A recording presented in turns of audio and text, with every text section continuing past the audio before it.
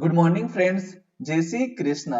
आज हम स्टार्ट करने वाले हैं very important 200 questions for class 10th। Okay, so हम स्टार्ट करते हैं वन बाय वन क्वेश्चन। पहले हम कुछ बातें कर लेते हैं।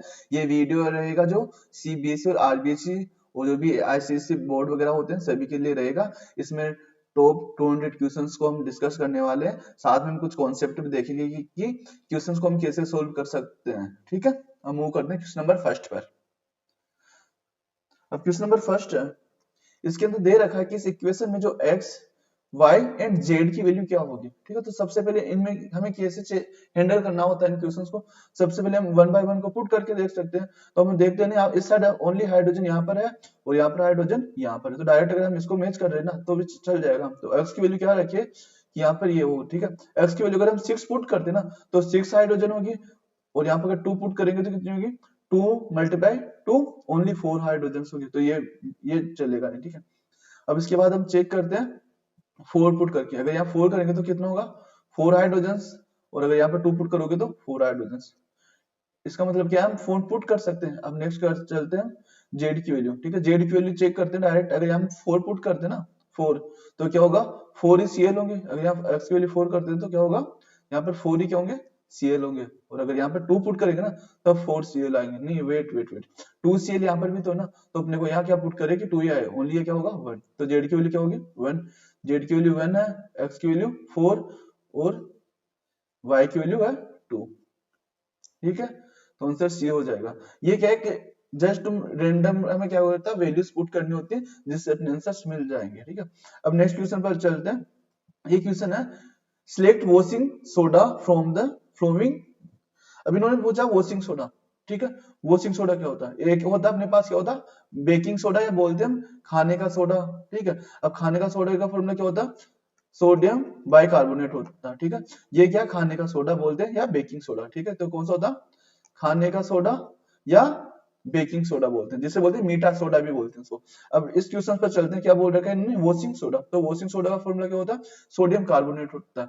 अब बोलोगे सर सोडियम कार्बोनेट तो इसमें भी है और सोडियम कार्बोनेट यहाँ पर भी है, तो अब यहाँ पर कंफ्यूज होंगे ना। तो इसके लिए क्या होगा, इसमें 10 मॉलिक्यूल्स होते हैं। क्या होते हैं 10 मॉलिक्यूल्स होते हैं वॉशिंग पाउडर में। ठीक है, अब मूव करते हैं क्वेश्चन नंबर थर्ड पर।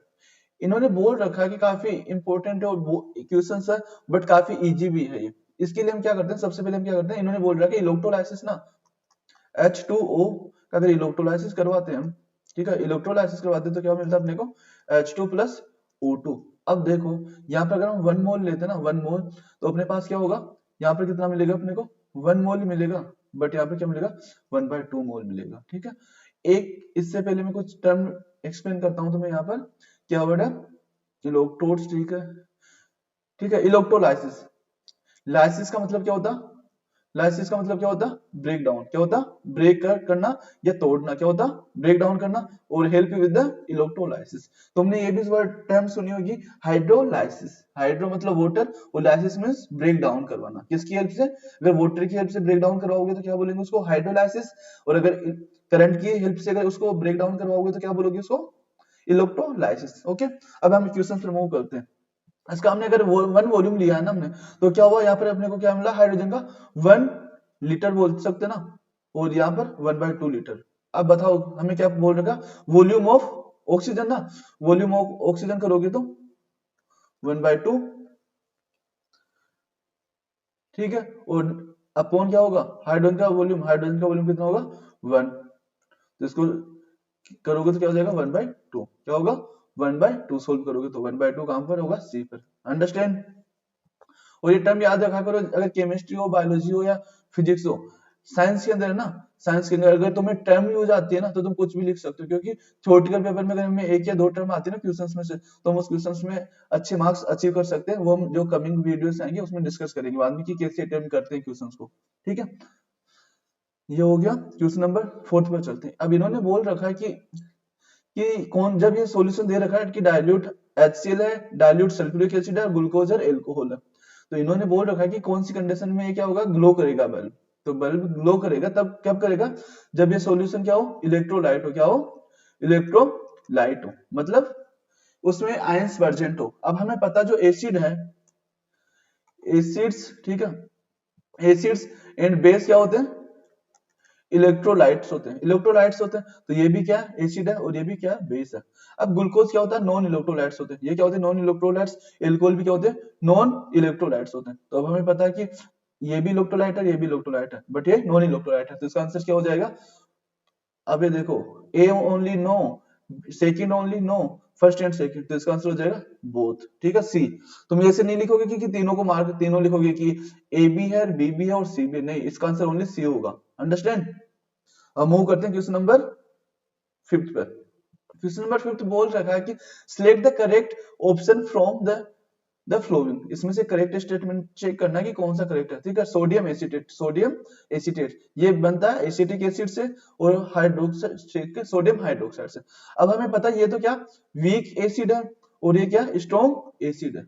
अब मुझे बताओ कि ये स्ट्रॉन्ग है, ये वीक है, तो क्या न्यूट्रल मिलेगा क्या, नहीं। इसकी जो कंडीशन होगी ना, इसकी कंडीशन कौन कौन सी होगी, स्ट्रॉन्ग एसिड है ना, सॉरी स्ट्रॉन्ग बेस है, स्ट्रॉन्ग बेस, ठीक है। तो इसकी कंडीशन क्या हो जाएगी, बेसिक नेचर होनी चाहिए इसकी, इसकी नेचर बेसिक होगी।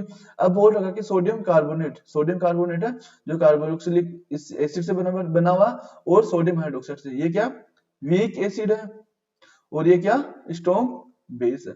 अब अगर स्ट्रॉन्ग बेस है तो कंडीशन क्या होगी, बेसिक, तो अपना आंसर क्या हो जाएगा, बी हो जाएगा। अंडरस्टैंड। तो हमें चेक करना होगा कि क्या फॉर्म होगा।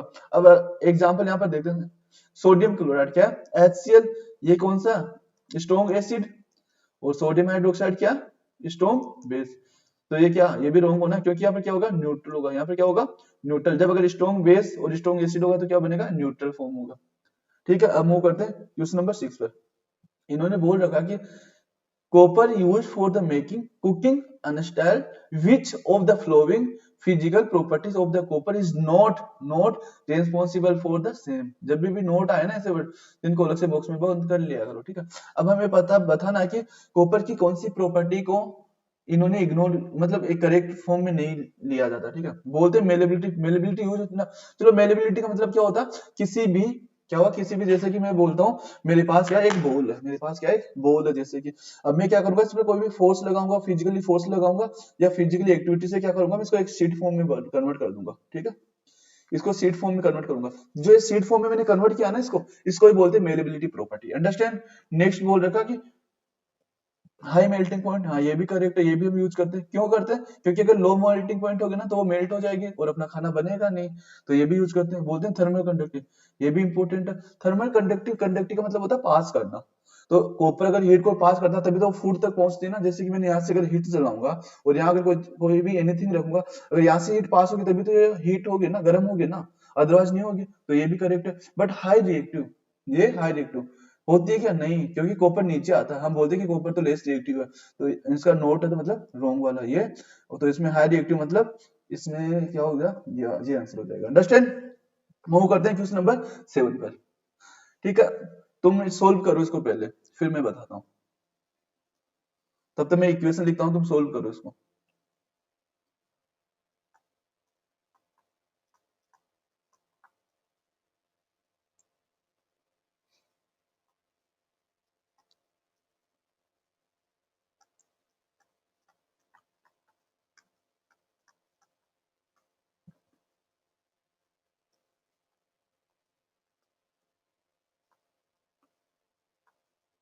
ओके सी, इन्होंने बोल रखा कि लेड नाइट्रेट है ना, लेड नाइट्रेट को क्या किया, टेस्ट ट्यूब में लिया इन्होंने और फिर क्या किया, बर्नर को ऑन किया, ठीक है। जब बर्नर को ऑन किया ना तो यहाँ से क्या होता है, ब्राउन कलर की क्या होती है, फ्यूम निकलती है। कौन सी निकलती है, यहाँ से ब्राउन कलर की क्या होती है, फ्यूम निकलती है। अब वो ब्राउन कलर की फ्यूम निकलती है ना, तो इन्होंने बोला कि इसमें क्या हुआ। तो सबसे पहले अगर किसी भी चीज को अगर हम हीट करते हैं ना तो वो क्या होता है, डिकम्पोजिशन। क्या होता है, डिकम्पोजिशन। जनरली डिकम्पोजिशन को हम लिखते हैं ए बी का, अगर कन्वर्ट होता है ना ए इन बी में, मतलब अगर अपने पास क्या हो, सिंगल रिएक्टेंट हो और उससे अगर हमें मोर देन टू प्रोडक्ट मिलते हैं ना, टू या मोर देन टू प्रोडक्ट, उसको बोलते हैं डिकम्पोजिशन रिएक्शंस बोलते हैं, ठीक है। अब यहाँ किसकी प्रेजेंस में, हीट में, हीट की प्रेजेंस है, तो इसको क्या बोलेंगे, थर्मल डिकम्पोजिशन। जैसे कि अभी हमने फर्स्ट क्वेश्चन देखा था ना, वो वाटर वाला, उसको भी क्या बोलेंगे, डिकम्पोजिशन, या बोलेंगे इलेक्ट्रो डिकम्पोजिशन, क्योंकि डिकम्पोज में भी ब्रेक डाउन होता है और किसकी प्रेजेंस में होता है, थर्मल की, सॉरी इलेक्ट्रिसिटी में। तो क्या होगा, इलेक्ट्रिकल डिकम्पोजिशन रिएक्शन। तो इसमें क्या बोलेगा, थर्मल डिकम्पोजिशन। अब इसमें चेक करते हैं, जो लेड नाइट्रेट होता है ना वो क्या होता है, व्हाइट सोल्ट होता है, व्हाइट कलर का होता है। जब इसको हीट करते हैं ना तो लेड ऑक्साइड बनता है, ठीक है, ये क्या बनता है, रेसिड्यू बनता है, ये तो रेसिड्यू बनता है। और जो NO2 ना, ये क्या होता है, एक ब्राउन कलर की क्या होती है, ब्राउन कलर की क्या होती है, फ्यूम निकलती है, ब्राउन कलर की एक गैस रिलीज होती है, जो कि ये दिखा रखा है यहाँ पे, ठीक है।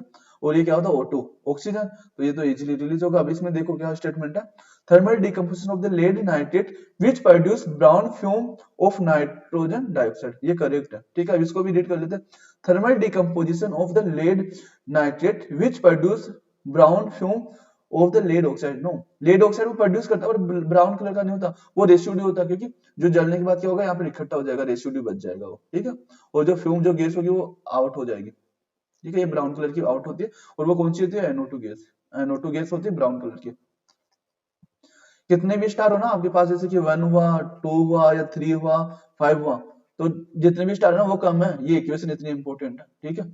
इस क्वेश्चन को वो या तो बैलेंस करवाएगा, या NO2 का वो ब्राउन कलर किसके कारण होता है, या लेड नाइट्रेट, ये है कि ये इक्वेशन है जो एनसीईआरटी में दे रखी है, तो एजीटी जो भी वैल्यूज गिवन है ना इससे रिलेटेड, कि कलर कंपाउंड क्या होगा, इसकी बैलेंस कैसे करते हैं, वो सभी तुम्हें याद होनी चाहिए। ये क्या है कि ये बोल सकते हैं ना कि अगर 4 मार्क्स अगर इसमें से, इस चैप्टर में से आने वाले हो ना, सॉलिड उसमें फर्स्ट चैप्टर से, तो उसमें से है कि 2 मार्क्स है ना, 2 मार्क्स वो यहीं से आने वाले, इस रिएक्शन से, तो इतनी इंपॉर्टेंट है, इसलिए मैंने इसमें लिए ना वेरी इंपॉर्टेंट क्वेश्चंस। अब मूव करते हैं नेक्स्ट क्वेश्चन पर। बोल रखा कि इथाइन, अब इथाइन क्या होता है, सी एच, यही तो ना इथाइन। क्या होता है कि अपने पास 3 होती है, एक होती है एल्केन, एक होती है एल्किन, और एक होती है एल्काइन, ठीक है। इसमें तो क्या होता है, कार्बन कार्बन के बिटवीन क्या होता है, सिंगल बॉन्ड होता है, इसमें कार्बन कार्बन के बिटवीन कितना होता है, डबल बॉन्ड होता है, इसमें कार्बन कार्बन के बिटवीन कितना होता है, ट्रिपल बॉन्ड। अब चेक करो क्या है, YNE, वाई या ई नहीं आएगी, ये क्या आएगा, YNE, ठीक है, YNE। इसमें क्या होता है, ट्रिपल बॉन्ड होता है कार्बन कार्बन के बीच में। अब मुझे बताओ, जब अगर कार्बन कार्बन के बीच में बॉन्ड होता है, हमें पता है कि अगर एक बॉन्ड को ब्रेक डाउन करोगे ना, तो कैसे कैसे मेंशन करते हो उसको, सी पॉइंट सी, ये पॉइंट ही क्या, इलेक्ट्रॉन है, यही क्या, इलेक्ट्रॉन है। अब मैं बोलूं कि मैं अगर इसको सी ट्रिपल बॉन्ड है ना, तो इसको कैसे ब्रेक डाउन करूंगा, सी, ठीक है। अब 1 2 3 4 5 6, तो कितने इलेक्ट्रॉन्स ने पार्टिसिपेट लिया यहाँ पर, 6 इलेक्ट्रॉन्स ने, इलेक्ट्रॉन्स तो 6 है। मैं बोलूं कितने इलेक्ट्रॉन्स पेयर ने पार्टिसिपेट किया, अगर पेयर की बात करूंगा ना, ये इक्वेशन क्या, कभी पेयर में भी कन्वर्ट करें तो पेयर कितने होंगे, 3 पेयर्स होंगे, क्या होंगे, 3 पेयर्स होंगे, ठीक है। इसका आंसर हो जाएगा ए। बट अगर क्वेश्चन यही अगर इथाइन की जगह क्या होता, इथाइन होता, क्या होता, इथाइन होता, इसके लिए क्वेश्चन होता तो क्या होता, इथाइन मतलब डबल बॉन्ड, तो इसको कैसे मेंशन करोगे, सी सी, ठीक है। इसमें क्या होगा, 4 तो इलेक्ट्रॉन्स होंगे, और क्या होगा, 2 इलेक्ट्रॉन पेयर होंगे। ये याद रखना, पेयर मतलब क्या होता है, 2 जिसमें 2 चीजें हो, जैसे कि हम बोले कि एक कपल है, तो कपल में मतलब एक पेयर होगा ना, एक मेल एक फीमेल का, जनरली ये बोलते हैं ना, तो वो एक पेयर में काउंट होगा। या बोले कि हम जैसे कि कहीं भी अगर कहीं जाते हैं, या जनरली पेयर का मतलब भी 2 होता है, जैसे कि एक दर्जन में कितने होते हैं, 12 होते हैं ना, तो वैसे ही पेयर में कितने होते हैं, 2। अंडरस्टैंड। अब मूव करते हैं नेक्स्ट क्वेश्चन पर। नेक्स्ट क्वेश्चन को इसको देख चेक करते हैं। इन्होंने बोल रखा है कि जो ये क्या है, एक प्रोसेस है, ये क्या होता है, प्यूरिफिकेशन प्रोसेस होता है, जो कि जिसमें क्या होता है कि इम्प्योर मेटल्स होते हैं ना, उनको प्योर किया जाता है, हेल्प विद द वो करंट और इलेक्ट्रोलाइट्स के कारण, ठीक है। अब इन्होंने बोला कि कौन से स्टेटमेंट इनकरेक्ट है, या हमने पहले क्या किया, इनको अंडरलाइन किया, तो जब भी तुम ऐसे इनकरेक्ट या नहीं है ना, उसको क्या करोगे, पहले बॉक्स में बंद करोगे। ये ट्रिक होती है क्वेश्चन को करने, क्योंकि कई बार हम जब इसको रीड करते हैं ना, तो फ्लो में क्या होता है, फास्ट टाइम को इग्नोर कर देते हैं, या बोलते हैं कि इग्नोर तो नहीं करते, बट उस टाइम उनको कैच नहीं कर पाते उस स्पीड के कारण, एग्जाम की स्पीड के कारण, ठीक है। तो जब भी तुम्हें ऐसा लगे तो उसे एक अलग से बॉक्स में कर दो, ठीक है। बोल रखा कि the impure metal from the anode dissolve into the electrolytes. इन्होंने बोल रखा है कि एनोड पर जो इम्प्योर मेटल होगा ना, चलो पहले हम बता देता हूँ क्या होगा। यहाँ क्या होगा, एक रोड है, ठीक है, जो क्या होगी, इम्प्योर रोड होती है, या क्या होती है, इम्प्योर रोड होती है, ठीक है। और यहाँ क्या होती है, एक सिंपल एक वायर लगा होता है, यहाँ पर क्या होता है, एक वायर होता है, और यहाँ पर क्या होता है, एक रोड लगी होती है, ठीक है। इस वे में ऐड होते हैं, जैसे डायग्राम में वैसे ही बता रहा हूँ मैं, यहाँ वायर वो क्या होता है, बट यहाँ पे क्या होता है, प्योर प्योर क्या होता, वायर होता, प्योर वायर होता है सॉल्यूशन के अंदर। और यहाँ पर क्या होता है, इलेक्ट्रोलाइट होता है। अब जैसे कॉपर की बात है, तो कॉपर में कौन सा यूज करोगे, कॉपर सल्फेट लेते हैं जनरली, ठीक है। या अनदर जो भी सुटेबल हो कंपनीज के या इंडस्ट्री के अकॉर्डिंग वो ले लेंगे, ठीक है। जनरली हम अपने बुक्स में कॉपर सल्फेट दिया होता है। अब यहाँ पर क्या होगा, कॉपर मेटल होगी, कॉपर मेटल, वो भी कौन सी होगी, इम्प्योर वाली, ठीक है। अब इसमें क्या होगा, जैसे करंट फ्लो होगी ना, करंट फ्लो होगी ना, तो क्या होगा कि यहाँ ये क्या होगा, मेल्ट होगा, इसमें से क्या होगा, कॉपर प्लस आयन आउटसाइड में आएंगे, कॉपर प्लस 2 आयन आएंगे, और जो यहाँ पर कॉपर होगा ना, कॉपर की कंसंट्रेशन इंक्रीज होगी, तो कॉपर यहाँ पर डिपॉजिट होगा, कॉपर यहाँ पर डिपॉजिट होगा, बट यहाँ पर डिपॉजिट होने वाला प्योर होगा, और जो यहाँ से निकलेगा ना, उसमें क्या होगा, जैसे कि मैंने बोला कि स्टार्टिंग में अपने पास क्या ये पार्ट है, ठीक है। अब इसमें से अगर कॉपर प्लस आयन क्या होगा, आउट जाएगा ना, तो जो इसके पास में जो भी इंप्योरिटीज होगी ना, वो क्या होगी, यहाँ पे डिपॉजिट हो जाएगी आके बॉटम में, ठीक है। ऐसे यहाँ पर मूव करते रहेंगे कॉपर प्लस आयन, और यहाँ पे क्या होगा, इसकी इंप्योरिटीज बढ़ेगी, और टाइम के साथ में क्या होगा कि ये साइज क्या होगी, रिड्यूस हो जाएगी, ये साइज रिड्यूस होगी, और ये साइज क्या होगी, इंक्रीज होगी, ये साइज क्या होगी, इंक्रीज होगी। तो एनोड की साइज तो क्या होगी, रिड्यूस होगी, ये तो एनोड है, एनोड की साइड तो क्या होगी, रिड्यूस होगी, और कैथोड की साइड क्या होगी, इंक्रीज होगी, इसकी साइज इंक्रीज होगी, और इसकी साइज क्या होगी, डिक्रीज होगी। वो क्यों हो रहा है, क्योंकि यहाँ से इम्प्योरिटी जो कि मेल्ट होते जा रहा है, और जो ये निकलता ना यहाँ पर जो इम्प्योरिटी, उसको बोलते हैं एनोड के नीचे, तो इसको बोलते हैं एनोड मड, जिससे बोल रखा ना एनोड अवपंक, मतलब एनोड मड बोलते हैं इसको, ठीक है। अब बोल रखा कि इसमें फर्स्ट स्टेटमेंट हमने देखा, सेकंड दे रखा, the pure metal from the electrolyte is the depot, no pure तो होती नहीं है, insoluble impurity settle down at the bottom of the anode, ठीक है, ये भी करेक्ट है। भाई एनोड के डाउन में तो होगी ना settle, on the passing the current through the electrolyte the pure metal from the anode dissolve, ये देखो ना, pure metal from the anode dissolve into the electrolyte, ये रॉन्ग है ना, ये रॉन्ग है, और अपने को रॉन्ग ही तो चाहिए ना भाई, ये भी करेक्ट है और ये भी करेक्ट है। अब अपने को रॉन्ग चाहिए तो रॉन्ग, क्योंकि हमें पता है एनोड पर क्या होता है, एनोड पर क्या होता है, इम्प्योर इम्प्योर मेटल होती है, तो आंसर डी हो जाएगा इसका। तो विद्युत अपघट्य में विद्युत धारा प्रवाहित करने पर शुद्ध धातु, शुद्ध नहीं अशुद्ध होती है यहाँ पर, तो अपने को रॉन्ग चाहिए, तो ये क्या होगा, ये अपना आंसर हो जाएगा। मूव करते हैं नेक्स्ट क्वेश्चन पर। अब बोल रखा कि which of the flowing metals do not corrode in the moisture air, बोल रखा कि इन चारों में से कौन सी मेटल क्या होगा, संचारण नहीं होगा। अब इसमें क्या होगा, मतलब जंग नहीं लगेगा, जनरली जंग वैसे तो आयरन के लिए वर्ड दिया जाता है, वर्ड लेते हैं, बट यहाँ पर कोरोड क्या होता है, नॉर्मल वर्ड है, ठीक है। अब हम चेक करते हैं, हमें पता है कि जब हम चेक करते चाहते हैं तो क्या होता है, ऊपर होता कि Fe, फिर कॉपर होगा, फिर क्या होगा, सिल्वर होगा, फिर क्या होगा, गोल्ड होगा, ठीक है। अब इसमें मतलब रिएक्टिव तो देखो सब करती है, बट इन्होंने बोला कि ना कि कौन, अब एक तो चूज करना होगा, अब जो हम कौन सा चूज करेंगे, लिस्ट रिएक्टिव, और लिस्ट रिएक्टिव कौन सी होती है, गोल्ड होती है इस ऑप्शन के अकॉर्डिंग, ठीक है। अगर यहाँ पे प्लेटिनम भी होता ना, प्लेटिनम, तो उसका आंसर क्या होता, प्लेटिनम हो जाता, क्योंकि पीटी यहाँ पर आता है, तभी तो इनकी ज्वेलरी बनती है ना। अगर क्वेश्चन आए ना कि वो सिल्वर और गोल्ड और प्लेटिनम की ज्वेलरी क्यों फॉर्म होती है, क्यों फॉर्म होती है, क्योंकि वो क्या होता है, मोर लस्टर प्रॉपर्टीज होती है, और सेकेंडली क्या होती है, नॉन रिएक्टिव क्यों बोलते हैं, क्योंकि इनकी रिएक्टिव काफी स्लो होती है, अराउंड, जैसे कि हमें बोलते हैं ना, अगर इसकी ज्वेलरी होगी तो वो अराउंड 2 to 5 ईयर के अंदर क्या होगा, इसकी लस्टर लॉस्ट होने लगेगी, और इसकी अराउंड 7 to 10 ईयर बाद इसकी लस्टर लॉस्ट होगी, और इसकी क्या होगी, अराउंड 15 to 20 ईयर के बाद इसकी लस्टर लॉस्ट, और इसको क्या बोलते हैं, व्हाइट गोल्ड भी बोलते हैं। सबसे कॉस्टली मेटल है, सबसे कॉस्टली मेटल है, ध्यान रखना, सबसे कॉस्टली मेटल कौन सी, प्लेटिनम, इसको व्हाइट गोल्ड भी बोला जाता है, ठीक है। क्वेश्चन नंबर नेक्स्ट पर चलते हैं। इन्होंने बोल रखा कि an organism which breaks down the food material outside the body and then they absorb it is, इन्होंने बोल रखा है कि कौन से ऑर्गेनिज्म है जो बॉडी के बाहर इसको ब्रेक डाउन करते हैं, फिर उनका क्या करते हैं, अवशोषण करते हैं। तो ऐसा कौन करेगा, जिनकी मतलब कंप्लीटली डेवलप नहीं होगा, जिनमें ऑर्गेनिज्म या बोलते हैं डाइजेशन सिस्टम कंप्लीटली डेवलप नहीं होगा। और जैसे कि बोले ना कि तुम्हें कि बिना बिना वो क्या बोलते हैं, रूट या स्टेम के कौन से प्लांट्स होते हैं, तो कौन से होते हैं, फंजाई, कौन सा होगा, फंजाई। तो इसका आंसर क्या हो जाएगा, फंजाई, क्योंकि इनमें क्या डेवलप सिस्टम नहीं होता, जैसे कि हमने ह्यूमन के अंदर क्या होता है, कंप्लीट पूरा सेटल सिस्टम होता है, जैसे डाइजेशन सिस्टम हो गया, नर्वस सिस्टम हो गया, सभी सिस्टम, बट इसमें क्या होता है, डेवलप नहीं होता। तो ये क्या होता है, आउट जो बॉडी के बाहर है उसको क्या करता है, ब्रेक डाउन कर देता। अब नेक्स्ट पे मूव करते हैं, क्वेश्चन नंबर 12 पर। इन्होंने 3 स्ट्रक्चर दे रखी है, ए बी और सी। इन्होंने बोल रखा है कि कौन सा स्टेटमेंट इज द करेक्ट, ठीक है।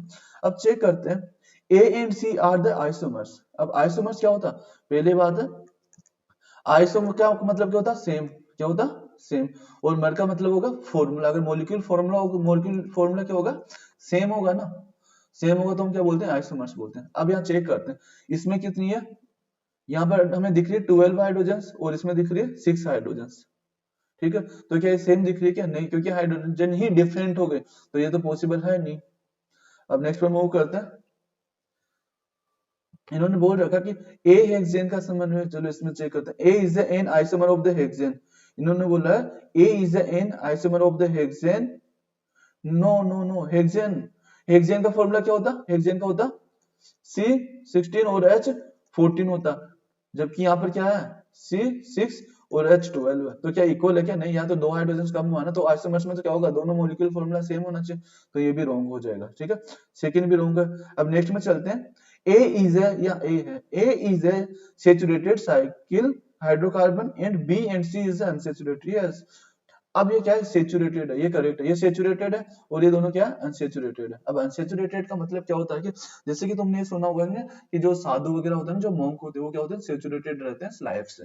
सेचुरेटेड का मतलब होता है उन्हें कुछ चाहिए ही नहीं, वो अपने में मस्ती में मगन रहेंगे। जैसे कि तुम लोग हो, तुम्हें कि नहीं हमें तो नहीं पढ़ना, हमें तो एग्जाम के 2 दिन बाद पढ़ लेंगे इजीली, तो ऐसी मस्ती तुम्हारे लिए तो गलत है ना। वो तो मॉन्क है, वो तो मतलब साधु हो गए, वो तो माया को त्याग चुके हैं बेटा।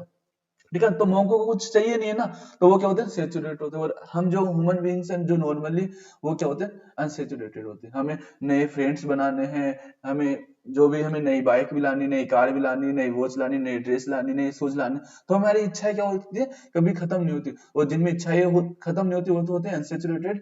मतलब जो रिएक्टिव हो ना, सिंपली क्या होता है, जो मोर रिएक्टिव होगा वो क्या होगा, अनसेचुरेटेड। और जो रिएक्टिव होगा ना, मुझे कुछ नहीं करना, मुझे तो दोनों पाँव पर पाँव रख के आराम से बीच के किनारे पर आराम से मजे मारने, वो इंसान हो गया सेचुरेटेड। ठीक है, तो ये क्या होगा, अब इसके पास डबल बॉन्ड है नहीं ना, तो ये क्या किसी से रिएक्शन करने जाएगा क्या? नहीं, तो ये क्या हुआ, ये सेचुरेटेड होता है, ये दोनों अनसेचुरेटेड होता है, तो आंसर क्या हो जाएगा, सी। जनरली अगर एक और क्वेश्चन अगर तुम्हें बोलो ना कि ये तीनों की रिएक्टिविटी का ऑर्डर क्या होगा, तो सबसे ज्यादा रिएक्टिव कौन सा होगा, बी होगा। सबसे ज्यादा रिएक्टिव ये होगा ना, जो जितना ज्यादा अनसेचुरेटेड, वो उतना ही चाहेगा कि मुझे वो इच्छाएं ज्यादा होगी, मेरी रिएक्टिविटी ज्यादा होगी। तो इसमें क्या हुआ, अनसेचुरेटेड की ऑर्डर कितनी है, 3। ट्रिपल बॉन्ड है, 3 बॉन्ड है ना, 1 2 3, इसमें दो बॉन्ड है, 1 2। ठीक है, अगर क्वेश्चन आएगा ना रिएक्टिविटी का ऑर्डर, तो क्या हो जाएगा, sorry, ion, in and in. इसका मतलब होता ट्रिपल बॉन्ड, इसका डबल बॉन्ड, और इसका होता सिंगल बॉन्ड। ये क्या होगा, रिएक्टिविटी का ऑर्डर भी लिख सकते हो तुम इसको। ठीक है, इसको बोलते हैं सेचुरेटेड, ये होती है सेचुरेटेड, और ये दोनों होती है अनसेचुरेटेड। Unsaturated, understand. मूव करते हैं नेक्स्ट क्वेश्चन पर।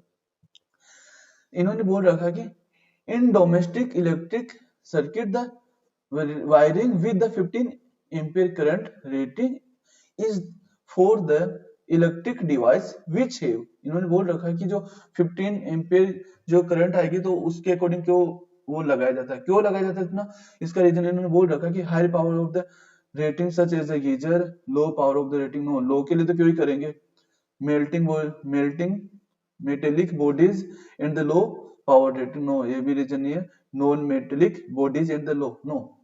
इन्होंने करेक्ट है, ये क्या, गीजर, गीजर हो गई, एसी हो गई, फ्रिज हो गया। ठीक है, उनको क्या चाहिए, high power of the current चाहिए होती है। अगर हाई पावर चाहिए, तो हाई पावर के लिए क्या होता है, 15 एम्पियर का ये यूज किया जाता है, जिसका आंसर हो जाएगा ये। ठीक है, अब क्वेश्चन नंबर 14 पे देखा, इसमें बोल रखा कि if the current I through a resistor is the increase by 100%, और बोल रखा कि at constant temperature the increase power distributed will be. ठीक है, 2 मिनट का टाइम लो और इसको क्वेश्चन को सोल्व करो। ठीक है, 2 मिनट्स का टाइम है। ठीक है, पॉज करो वीडियो को, मैं एक्सप्लेन करता हूँ इसको। यहाँ से क्या होता है, P इक्वल टू क्या होता है, P इक्वल टू V आई होता है ना, V आई होता। ठीक है, अब इसको अगर आगे लिखूं मैं, ठीक है, तो क्या हो जाएगा, V क्या होता है, आई आर, और ये आई है ही अपने पास, तो क्या हो जाएगा, P equal to I square R, ये फॉर्मूला होता। ठीक है, अब चेक करते हैं। इन्होंने बोला ना पहले जैसे कि P है, अब P डेक्स क्या होगा, P डेक्स बोला इन्होंने 100%। 100% का मतलब है कि अभी तो आई है, तो वन एक और आई हो जाएगी, तो मतलब क्या हो जाएगी, आई डेक्स क्या हो जाएगी, 100% करने के बाद आई प्लस आई, तो इक्वल टू 2 आई हो जाएगी। ठीक है, अब P डेक्स का फॉर्मूला क्या हो जाएगा, आई डेक्स स्क्वायर आर, जिसको क्या हो जाएगा 2 आई की पावर स्क्वायर और आर, तो क्या हो जाएगा 4 आई स्क्वायर आर। ठीक है, तो पी डेक्स यहाँ लिख रहा हूँ, पी डेक्स इक्वल टू क्या हो गया, 4 आई स्क्वायर आर हो गया। ठीक है, ये और ये। अब इन्होंने बोला कि कितना चेंज होगा, तो चेंज कैसे निकालोगे, पी डेक्स माइनस पी अपॉन पी, ये होगा ना। तो इसकी वैल्यू कितनी है, इसकी वैल्यू कितनी है, इसकी वैल्यू 4 आई स्क्वायर आर, और इसकी वैल्यू माइ ये माइनस नहीं है यहाँ पर, माइनस यहाँ आएगा, ठीक है, माइनस आई स्क्वायर आर और अपॉन में क्या होगा आई स्क्वायर आर, ठीक है। इसको सोल्व करोगे तो, और परसेंटेज में ना मल्टीप्लाई बाय 100। अब इसको सोल्व करने जाओगे तो 4 माइनस 1 कितना होगा 3 I square R upon I square R into 100 है ना।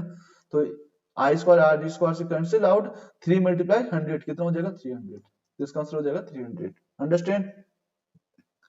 अब मूव करते हैं क्वेश्चन नंबर 15 पर। क्वेश्चन नंबर 15 में एक सेटअप गिवन है, ये वाला सेटअप। तो इसके लिए इन्होंने बोला कि कौन सा स्टेटमेंट इज करेक्ट बोल रखा। अब इन्होंने एक्स का भी बता रखा कि एक्स क्या है, एक्स अपने पास यहाँ पर है, एक्स कैल्शियम हाइड्रोक्साइड है। ये कौन सा सोल्यूशन है, कैल्शियम OH2 है ये, ठीक है। ये सॉल्यूशन है CaOH होल ट्वाइस, ठीक है। ये क्या है, कैल्शियम हाइड्रोक्साइड है।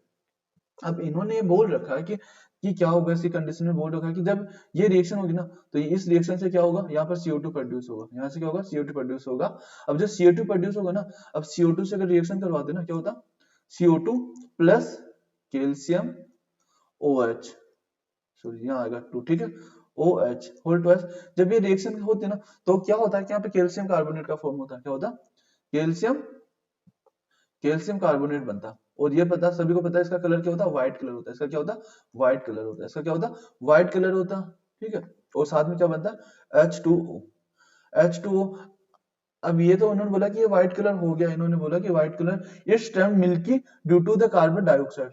ये यहाँ तक करेक्ट लग रहा है, ठीक है। अब बोल रहा है कि liberate the reaction and the after some time it become colourless due to the formation of the calcium carbonate, ठीक है। चेक करते हैं। अब इसमें क्या होता है कि जब ये रिएक्शन होती रहती है ना, तो ये अपने पास क्या बना, ठीक है। इसको नेक्स्ट पर मूव करते हैं। अभी तक अपने पास क्या बन चुका, calcium carbonate plus plus H2 बना ना अपने पास। अब क्या होगा, मुझे बताओ, क्या ये रिएक्शन थोड़ी रुकेगी, ये रिएक्शन तो कंटिन्यू चलती रहेगी ना। तो ये बनने के बाद भी क्या होगा, यहाँ पर CO2 एंटर करती रहेगी। तो ये CO2 एंटर करने के बाद क्या बनता, यहाँ पर क्या बनता, हाइड्रोकार्बोनेट्स बनते हैं। क्या बनते हैं, हाइड्रोकार्बोनेट्स बनते हैं। इसको बोलते हैं कार्बोनेट्स। और क्या बनते हैं, इस कार्बोनेट्स बनते हैं, ठीक है। अब यहाँ पे कैल्शियम प्रेजेंट है ना, तो क्या बनेंगे, कैल्शियम हाइड्रोकार्बोनेट्स बनते हैं। यहाँ पर CO3, ये 2 बनते हैं, ठीक है। और यही आगे जाके किसमें कन्वर्ट हो जाते हैं, कार्बोनेट्स में। और ये क्या होते हैं, कलरलेस। ये क्या होते हैं, कलर लेस होते हैं। ये कलर लेस होने क्या क्या होता है, वापस से इनका कलर डिसअपियर हो जाता है। तो इन्होंने बोल रखा कि अभिक्रिया में निकलने वाले कार्बन डाइऑक्साइड गैस के कारण यह दूधिया मतलब व्हाइट मिल्की कलर हो जाता है, और कुछ समय पश्चात कैल्शियम कार्बोनेट बनने के कारण यह रंगहीन हो जाता है, ठीक है। तो ये करेक्ट है, क्योंकि कैल्शियम कार्बोनेट बनेगा ना फिर, ठीक है। मूव करते हैं नेक्स्ट पर। क्वेश्चन नंबर 16, इन्होंने बोल रखा कि अपने पास क्या 2 वायर है, क्या है 2 वायर है। तो इसको क्या है, राइट हैंड जो फ्लेमिंग का जो राइट हैंड रूल्स है ना, उसके अकॉर्डिंग चेक करते हैं। जैसे कि ये पेन है, ठीक है, ये करंट की डायरेक्शन क्या है, इसके ऊपर है। तो इसको होल्ड कैसे करोगे, इस वे में होल्ड करोगे। और जो फिंगर्स होगी, फिंगर्स का जो मूवमेंट होगा ना, वो दिखाएगा तुम्हें मैग्नेटिक फील्ड, ठीक है। मैग्नेटिक फील्ड किस वे में जाएगा, ठीक है, तो ऐसे जाएगा, ठीक है। अंडरस्टैंड। तो ये क्या होगा, क्लॉकवाइज जाएगा। अगर इसको मैं डाउन कर दूं तो एंटी क्लॉकवाइज होगा। अब मुझे बताओ, अगर यू है तो ये क्या हो, ऊपर वाले का तो इन द प्लेन होगा, और नीचे वाले का क्या होगा, आउट द प्लेन। तो जो अगर इसका मैंने बोला कि यहाँ पर 10 है और यहाँ पर भी 10 है, ठीक है। अब जैसे जैसे इस वायर से मैं दूर जानूंगा ना, तो उसका क्या होगा, कम होता जाएगा, इसका भी कम होता जाएगा। और एक पॉइंट पर हम बात करते हैं, इसका 2 होगा, 2 मैग्नेट होगा ना, 2 बोल मैग्नेट, ठीक है। इसका भी 2 होगा, तो इसका तो क्या होगा, इसका तो जैसे कि हम बात हैं कि आउट, इसका तो इन द प्लेन होगा ना, इसका क्या होगा, इन द प्लेन होगा, और इसके कारण क्या होगा, आउट द प्लेन होगा। तो ये दोनों क्या होगा, एक दूसरे कैंसिल करने के कारण क्या हो जाएगा, यहाँ पर मैग्नेटिक फील्ड 0 हो जाएगा। क्या हो जाएगा, 0। तो इसका आंसर हो जाएगा 0, ठीक है। हम मूव करते हैं क्वेश्चन नंबर 17 पर। काफी अच्छा क्वेश्चन है ये। इस पर चेक इन्होंने बोल रखा है, जो 8 ओम है ना, 8 ohm are the firstly connected in the series, ठीक है। सीरीज में अगर कनेक्ट करोगे तो कैसे करोगे,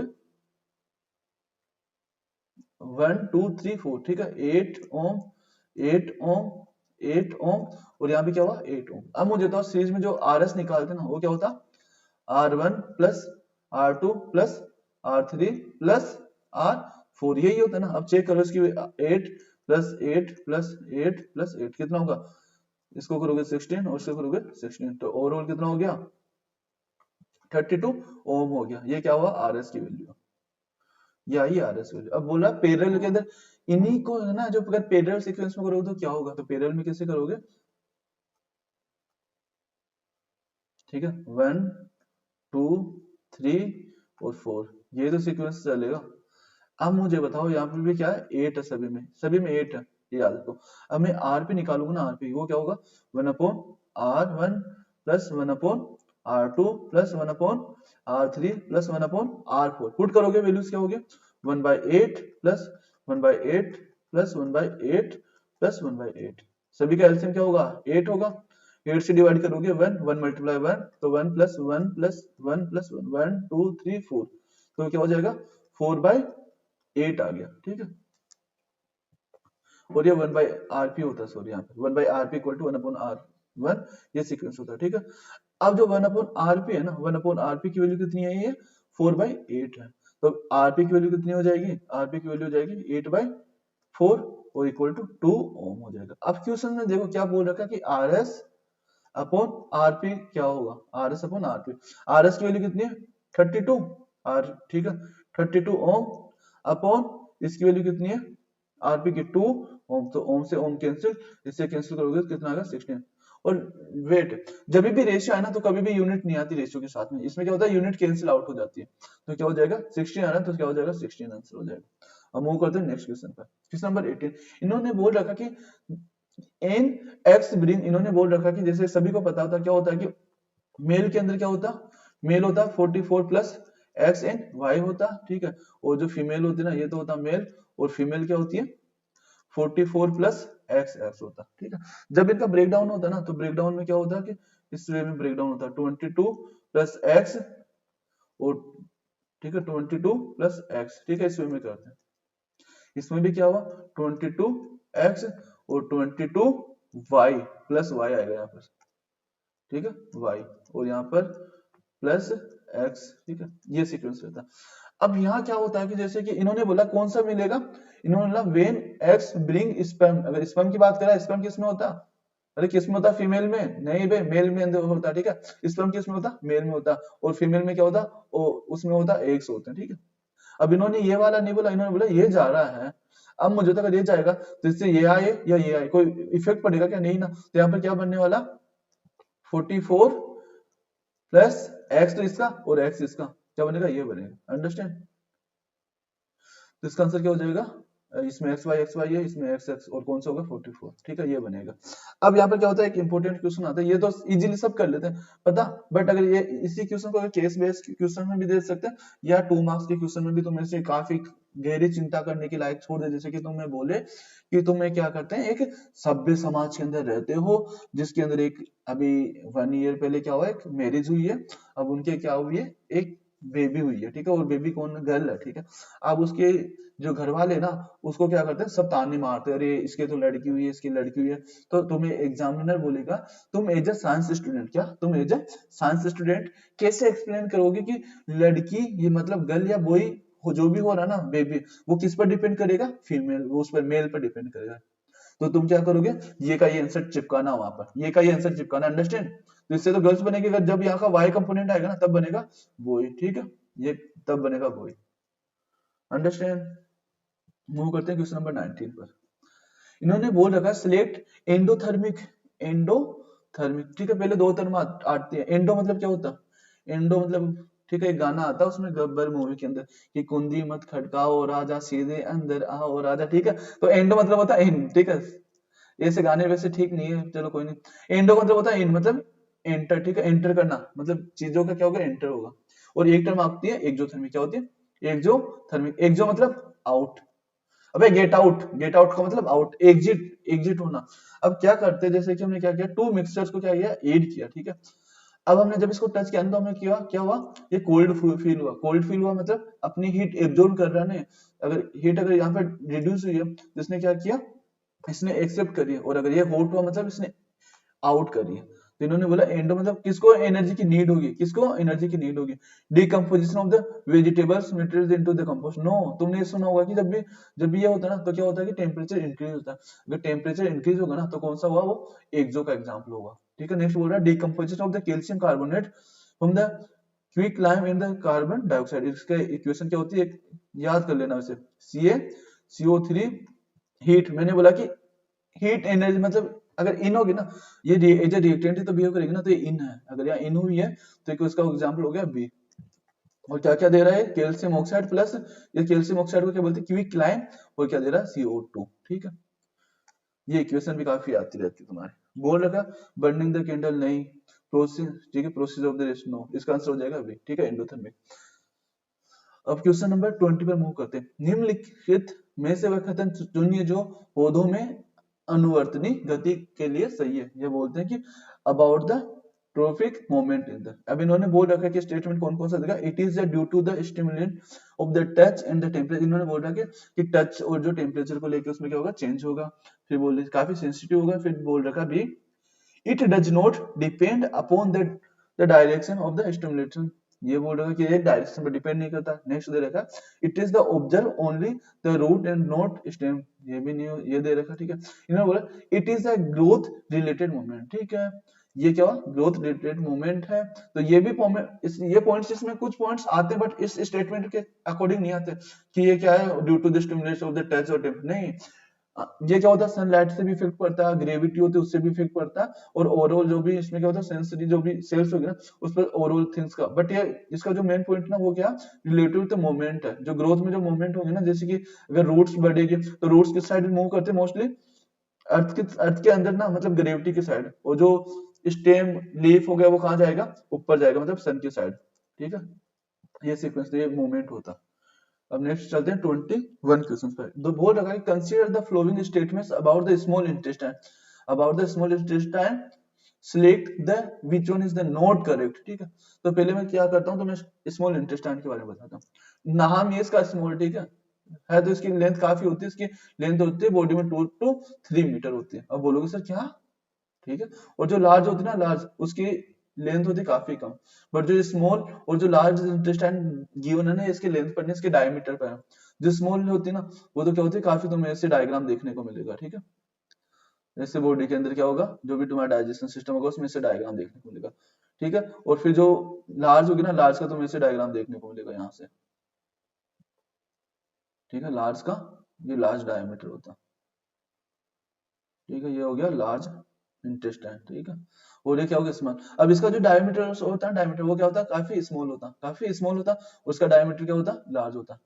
अब ये देखो कि जो स्मॉल इंटेस्टाइन होता है ना, उसमें क्या होता है कि फूड का ब्रेक डाउन भी होता है, आयंस का क्या होता है, एब्जॉर्प्शन वगैरह सब कुछ होता है। ठीक है, और जो ये जो बॉडी है ना, या बोलते हैं बॉडी आती है लार्ज इंटेस्टाइन, जिसमें क्या होता है कि वाटर का एब्जॉर्ब होता है। इसमें क्या होता है, मोस्टली रोल इसका क्या होता है, वाटर को एब्जॉर्ब करना। ठीक है, अब चलते स्टेटमेंट पर चलते हैं। इन्होंने बोल रखा the length of the small intestine is the animals different is the depend on the type of the food type, ये भी करेक्ट है।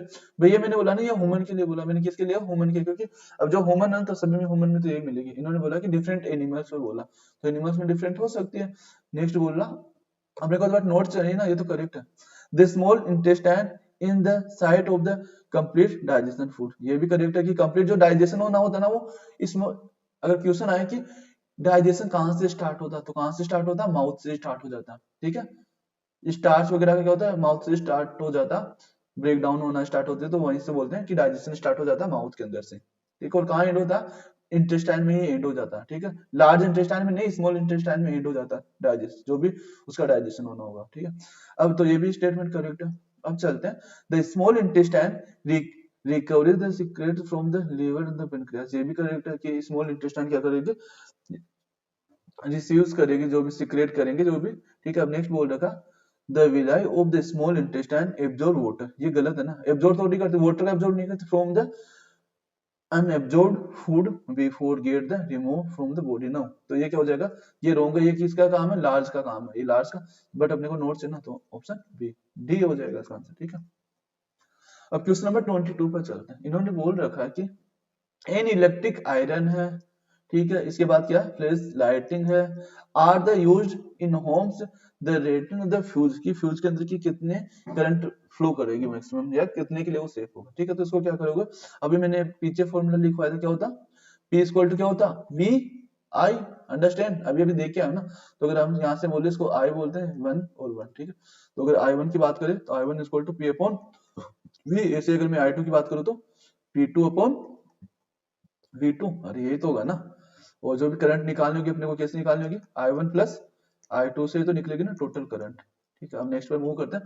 P1 की वैल्यू कितनी है, 1500 वो, ठीक है, W अपॉन इसकी वैल्यू कितनी है 200 और इसकी P2 की वैल्यू कितनी है 500 और इसकी 200 W और 4। ठीक है, इसको सोल्व करोगे कट, इससे ये कट, इसको सोल्व करोगे तो कितना होगा 7.5, इसको करोगे तो 2.5। अब ऐड करो और ये एम्पियर में आ जाएगी। ठीक है, एम्पियर एम्पियर।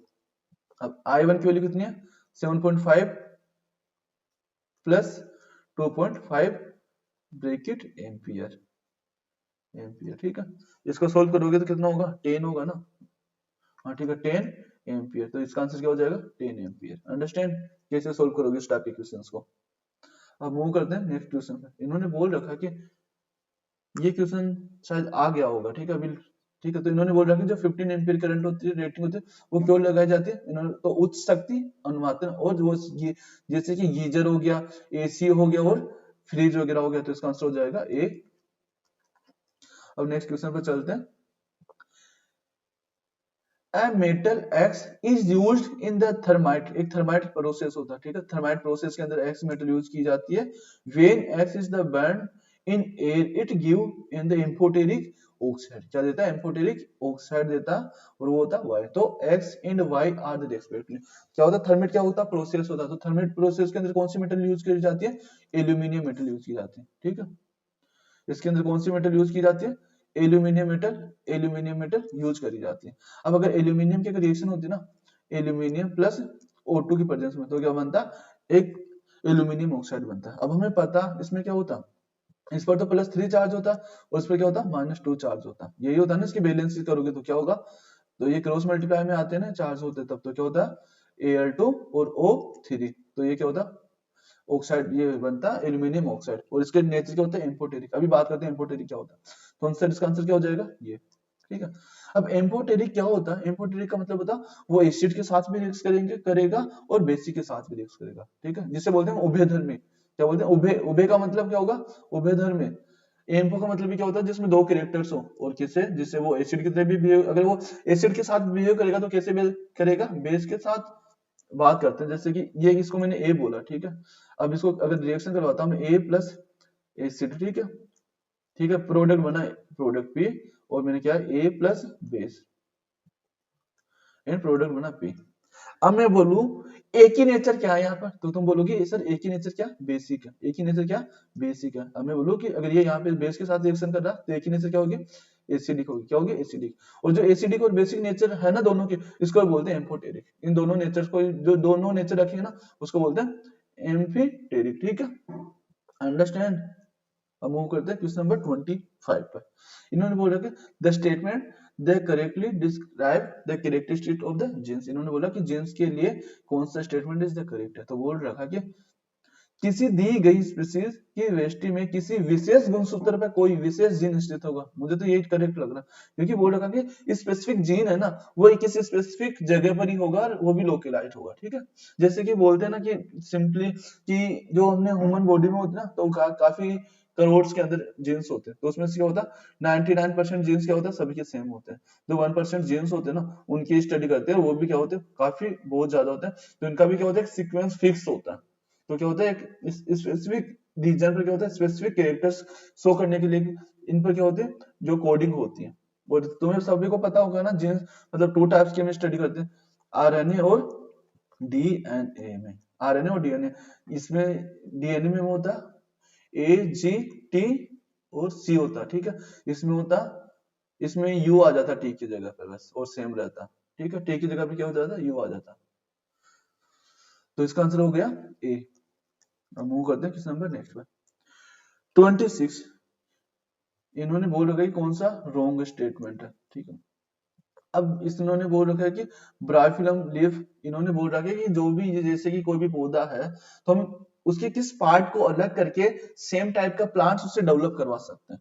ठीक है ठीक है, तो इन्होंने बोला तुमने देखा होगा ब्रायोफिलम, ब्रायोफिलम की क्या होती है बड़ी बड़ी पत्तियां आती है, इस टाइप की बड़ी बड़ी पत्तियां होती है, तो इन पर ही क्या होती है छोटे छोटे, अगर ये जब ये पेड़ पर नीचे गिरते हैं ना अर्थ पर, या बोलते हैं ना जमीन पर गिरते हैं ना, तो क्या होता है इन पर क्या होती है स्मॉल स्मॉल बर्ड्स निकलने लगती है इन लीव्स पर। तो क्या होता है यहाँ से क्या होता है नए पौधे बनने लगते हैं, नए प्लांट्स डेवलप होने लगते हैं। नेक्स्ट है मनी प्लांट्स में हम स्टेम का यूज करते हैं, ये भी करेक्ट है, लीफ करते हैं। पोटैटो स्टेम, सबको पता है जो पोटैटो होता है ना, जो जो होता है ना वो किसका पार्ट होता है, स्टेम का पार्ट होता है। और तुमने देखा होगा ना पोटैटो, जैसे कि ये पोटैटो हुआ, ठीक है। जैसे कुछ दिन पुराना पोटैटो हो जाएगा जिस पर सॉरी,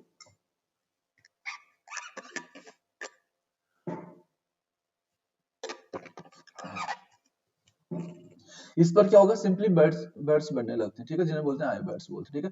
अगर इस पार्ट को काट कर अगर हम वापस से अगर जमीन में लगाएंगे ना, तो क्या होगा ये वापस से नया प्लांट्स डेवलप करने की कैपेसिटी रखता है। अब नेक्स्ट चलते हैं रोज, रोज और रूट। ये कुछ गलत लग रहा मुझे, क्योंकि रोज में जनरली हम किसको कट करते हैं, स्टेम को। किसको करते हैं, स्टेम को करते हैं, ठीक है। तो ये तो रॉन्ग हुआ ना अपना, तो आंसर क्या हो जाएगा ये। इसमें रूट को कट नहीं किया, इसमें कट करते हैं स्टेम को, फिर प्लांट लगाया जाता है। और मूव करते हैं क्वेश्चन नंबर 27। ये इंपॉर्टेंट क्वेश्चन है, क्योंकि अगर यही नहीं मतलब डिफरेंट हो सकता, बट इसमें कैसे सोल्व करना होगा वो बताते हैं। इन the flowing diagram the position of the needle, पहले तो हमें नीडल की पोजीशन बतानी कि ये पोजीशन क्या है यहाँ पर, और बताना है साथ में scale of the voltmeter, the least count. इन्होंने बोला कि लीस्ट काउंट मतलब अल्पतम मान। अब अल्पतम मान तुम बोलोगे सर जीरो है यहाँ पर ये है यहाँ पर, तो कैसे चेक करोगे अल्पतम मान। मैक्सिमम यही मिस्टेक होती है, ये पता नहीं चलता कि इसमें निकालना क्या। जो इन्होंने बोला है ना मिनिमम काउंट करना, तो मिनिमम काउंट कौन सा, इस वाले पार्ट के लिए बात कर रखा है ये, इस वाले पार्ट के अंदर किस पार्ट में क्या, इस पार्ट की वैल्यू क्या होगी। तो कैसे निकालोगे, जीरो से स्टार्ट हो रखी है और 3 तक, तो टोटल कितने 3 है। अब कितने पार्ट इसके काउंट करो, 1 2 3 4 5 6 7 8 9 10, 10 यहाँ पर है तो 10 यहाँ पर, तो 20, तो टोटल पार्ट कितने में 20। तो क्या करोगे 0.32 यही होगा ना, इसको आगे सोल्व करोगे तो क्या होगा 0.15। ठीक है, अब चेक करो 1.5, मतलब ये दोनों तो कैंसिल हो गया, अब बचा अपने पास ये। अब चेक करते हैं कि इसकी वैल्यू क्या हुई है, तो ये कितनी है 1.5 पर तो भी है ना, और इसका कितना होगा, इसको ऐड करोगे तो प्लस 0.15 प्लस एक पार्ट ये बचना, तो क्या हुआ 0.15। ठीक है, अब सोल्व करोगे तो 1 है तो 1 एजिटी से रखोगे। अब ये चेक करो ना 5 और 5 कितना होगा 0, और पावर 1 इस पर लगे ना, तो 1 2 3 3 और 5 8, तो 1.8 वोल्ट हो जाएगा। चेक करो किस आंसर है इसमें, इसका आंसर हो जाएगा सी। अब मूव करते हैं नेक्स्ट क्वेश्चन पर, क्वेश्चन नंबर 28। अब इन्होंने बोल रखा है कि किसी धातु के परमाणुओं में भारतम जो कि उसके आउटर ऑर्बिटल्स होंगे उसमें कितने इलेक्ट्रॉन्स होने की पॉसिबिलिटीज है। तो हमें जब भी तुम्हारे टीचर्स ने मेटर्स और नॉन मेटर्स वाला चैप्टर करवाया होगा, तो तुम्हें इस टाइप का एक ग्राफ सा बनवाया होगा। ठीक है, ग्राफ तो क्या है कच्चा चिट्टा बोलते हैं इसको, पीरियोडिक टेबल का। इसको क्या बोलते हैं, कच्चा चिट्टा बोलते हैं, पीरियोडिक टेबल का। ठीक है, इस वाले पार्ट में ना इससे बनवाया होगा कुछ। ठीक है, ठीक है, ये इससे जाके इसको, ठीक है। अब यहाँ क्या होते हैं, नॉन मेटल्स होते हैं, ये क्या होते हैं नॉन मेटल्स होते हैं, और इस वाले एरिया में क्या होती है मेटल्स होती है, और यहाँ क्या होती है मेटेलोइड्स। क्या होते हैं मेटेलोइड्स होते हैं, यहाँ मेटेलोइड्स होते हैं। अब क्या हो गया नॉन मेटल्स यहाँ है, तो ऑक्सीजन भी क्या होते हैं नॉन मेटल्स होते हैं, तो कार्बन कार्बन हो गया, यहाँ बोरोन, तो क्या होता है मेटेलोइड्स होते हैं।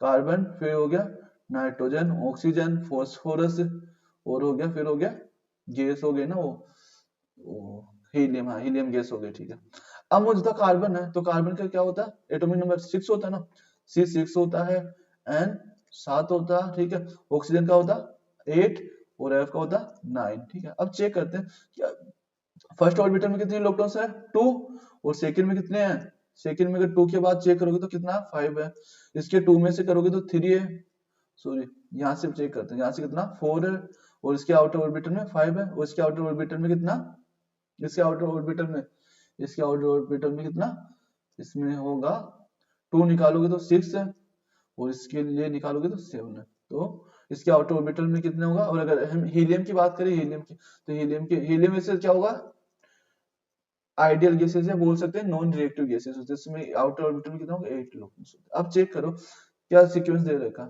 इन्होंने दे रखा 5 6 और 7, 5 6 और 8, 5 3 4, तो ये तो चीजें होगी नहीं, ठीक है, ये भी पॉसिबिलिटीज है, ये भी पॉसिबिलिटीज है, ये हो सकती है, बट मैंने बोला ना कि जनरली क्या होता है 5 to 8 होती है, 5 to 8 होती है, ठीक है, ये 8 इलेक्ट्रॉन्स होते हैं, तो इसका आंसर 8 होने का हम यहाँ पर मूव करेंगे, ठीक है, अंडरस्टैंड, तो इसका आंसर होगा 5 to 8 होती है number of the electrons in the non metals में।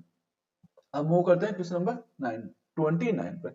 इन्होंने बोल रखा है कि सिलेक्ट द करेक्ट ऑप्शन। अब करेक्ट ऑप्शन सिलेक्ट करना अपने को, अब इसके लिए हमें पता होना चाहिए कौन से में क्या होता है। अब पता है टर्मेट मतलब इमली में कौन सा होता है, टार्टिक एसिड, तो ये तो पता है क्योंकि इजीली मतलब ये तो याद रहता है कि इमली में कौन सा एसिड होता है, टार्टिक एसिड। ठीक है, मूव करते हैं नेक्स्ट क्वेश्चन पर।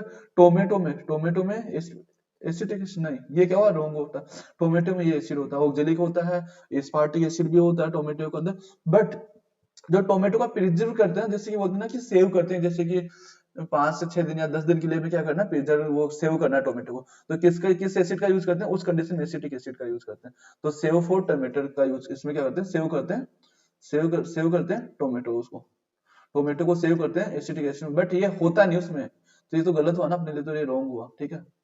इसके बोल रहा है कि एंड स्टिंग मतलब चींटी के डंक में, नो इसमें ऑक्जेलिक एसिड नहीं होता, इसमें होता फॉर्मिका, पता तुम्हें, पता तो जो जो रेड कलर की चींटी होती है बोलते हैं फॉर्मिका, क्या बोलते हैं, फॉर्मिका उनका नाम होता, क्यों, और उनसे जो एसिड मिलता है उनको बोलते हैं फॉर्मिक एसिड, तो ऑक्जेलिक, तो ये इसका इसके लिए भी ये रॉन्ग हुआ। और निटल स्टिंग बिच्छू के डंक में, इसको बिच्छू भी बोलते हैं, ठीक है, नेटल मतलब बिच्छू, तो बिच्छू के डंक में क्या होता है, मेथोनिक एसिड, ये करेक्ट है, ठीक है।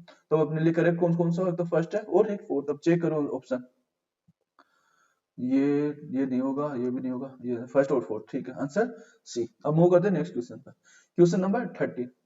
इन्होंने बोल रखा है कि निम्नलिखित में से निम्नतम घनत्व किसका होगा, तो इसमें आंसर होता है लिथियम का होता है सबसे minimum. Which of the following is the an example of the endothermic, वापस एंडोथर्मिक की बात कर रहा, प्रोसेस भुजे हुए चूने का निर्माण करना, नहीं, ठीक है, अभी बात करते हैं, ठीक है। जनरली एंडोथर्मिक क्या होती है कि रिएक्शन देने का पड़ते किस चीज को ब्रेक डाउन करवाना ना, तो अगर ब्रेक डाउन करवाना तो क्या होगा, मतलब वो आयंस में कन्वर्ट होगा या ब्रेक डाउन होगा, तो क्या होगा, अमोनियम क्लोराइड का जल में घुलना या dissolution of the ammonium chloride in the water, तो आंसर क्या हो जाएगा, सी हो जाएगा इसका। वापस से क्वेश्चंस पे आते हैं, अच्छा क्वेश्चन है ये, मैंने बोला ना ये काफी अच्छा क्वेश्चन है, जो लेड नाइट्रेट वाला, इसको इंपोर्टेंट कर लेना, और एक बार एनसीईआरटी में जितना डायग्राम दे रखा ना इसका, एक एक डायग्राम और एक एक कलर कॉम्बिनेशन भी तुम्हें ध्यान रखना किसका कलर कौन सा होता है। अब बात करते हैं, अब चेक करो यहाँ पे 2 पीबी है ना, 2 पीबी, पीबी यहाँ पर है नहीं, और पीबी यहाँ पर कुछ आ नहीं सकता, तो मतलब एक्स की वैल्यू तो 2 हो जाएगी, एक्स की वैल्यू 2 हो जाएगी। अब यहाँ पे चेक करते हैं, तो अपने पास ये आंसर कटता है, अपने पास अभी भी ऑप्शन काफी है, ठीक है। अब चेक करते हैं y की वैल्यू क्या होनी चाहिए, तो y की वैल्यू क्या होनी चाहिए, अब चेक करते हैं, यहाँ पे अगर हम 2 पुट करते हैं ना, ये बात चेक करते हैं, 2 पुट कर देते हैं, 2 पुट करने के बाद में क्या होगा, नाइट्रोजन कितने होंगे, 1 मल्टीप्लाई 2, नाइट्रोजन यहाँ 1 है ना, तो 1 मल्टीप्लाई 2 2, 2 मल्टीप्लाई 2 4, नाइट्रोजन कितने हो गए यहाँ पर, 4 नाइट्रोजन हो गए।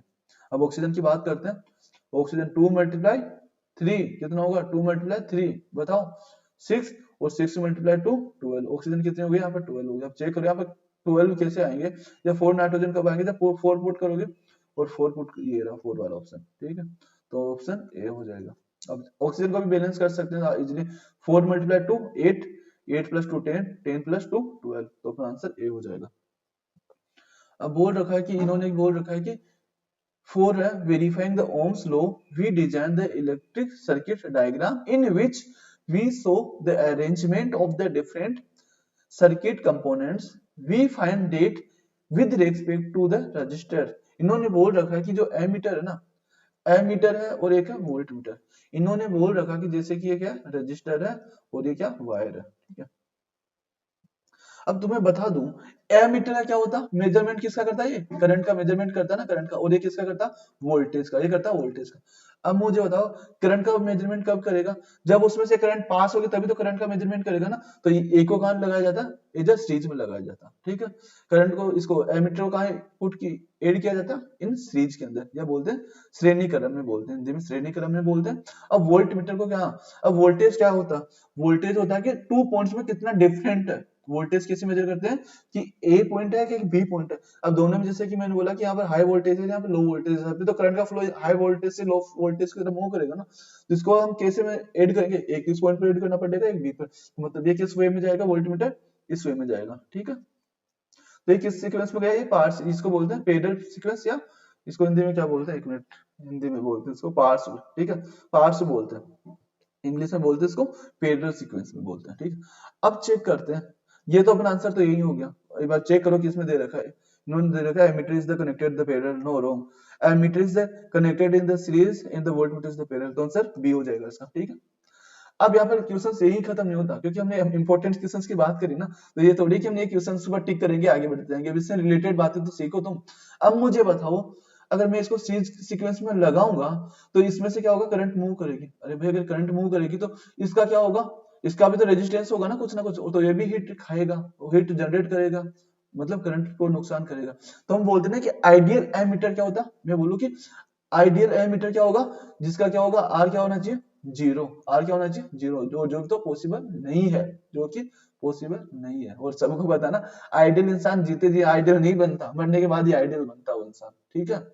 बोलते हैं ना कि कोई भी परफेक्ट नहीं होता, हम ट्राई करते हैं परफेक्शन की, बट परफेक्ट हो गए तो मरने के बाद ही परफेक्ट बोले जाएंगे, ठीक है। तो जनरली क्या होता है, आइडियल की कंडीशन में जीरो होगा, ठीक है। और जैसे तुम्हें 3 एमीटर देना, तुम्हें बोला सबसे अच्छा कौन हो, जिसमें आर की वैल्यू मिनिमम होगी ना, आर की वैल्यू मिनिमम, उसमें क्या होगा, वही सबसे अच्छा एमीटर होगा। अब ऐसे ही हम बात करते हैं इसको पार्शियल सीक्वेंस में ऐड करते हैं। अब मुझे तो अगर पार्शियल सीक्वेंस में करंट को हमें पता, करंट यहाँ भी जाएगी, I1 जैसे कि आई आती ना करंट, तो I1 यहाँ गई और I2 क्या होगी, यहाँ भी जाएगी। अब हम तो चाहते नहीं ना वोल्टमीटर में करंट आए, हम तो डिफरेंस मेजर करते हैं ना, हम नहीं चाहते क्या करंट आए, तो हम क्या करेंगे कि इसका रेजिस्टेंस क्या होगा, रेजिस्टेंस काफी हाई करेंगे, ठीक है। अब जैसे ही हम बात करें कि एक आइडियल वोल्टमीटर का रेजिस्टेंस क्या होना चाहिए, इसका आइडियल क्या होना चाहिए, इन्फिनाइट ओम होना चाहिए, ठीक है। और ये भी पॉसिबल नहीं है, तो तुम्हें बोले कि एक अच्छा वोल्टमीटर कौन सा होगा, तो जिसमें अगर हाई जो रेजिस्टेंस होगा ना, वो अच्छा वोल्टमीटर होगा। इसको जो इसकी मिनिमम वैल्यू होती है, इसको संट प्रतिरोध भी बोलते हैं, ठीक है। बोले ना कि संट प्रतिरोध क्या है, तो बोलना संट प्रतिरोध क्या होता है, मिनिमम संट प्रतिरोध क्या होता है, मिनिमम, वो minimum resistance use for the ammeters, ठीक है। अब मूव करते हैं क्वेश्चन, हम नेक्स्ट क्वेश्चन पर, ठीक है। इससे कुछ रिलेटेड एक और बात बता देता हूँ, चलो इसमें कर लेते हैं, क्योंकि ये क्वेश्चन कर लिया ना, कई बार क्या होता है ये क्वेश्चन रिपीट हो गया, तो इसमें वही सेम क्वेश्चन है ना, हाँ the way in the x, ठीक है, जिसका आंसर हमने क्या किया था उस टाइम पे, ए किया था, ठीक है। अब यहाँ से कुछ पॉइंट बता देते हैं। अब एक दो क्वेश्चन क्या होता है, रिपीट हो जाता है इतने क्वेश्चन में। अब मैंने तुम्हें क्या करवाता हूँ, एक क्वेश्चन करवाता हूँ, ठीक है। ये लो, इसकी वैल्यू मैंने दी 1 2 3 और 5, ये सभी क्या ओम्स है, ठीक है। और एक क्वेश्चन एक और देता हूँ तुम्हें,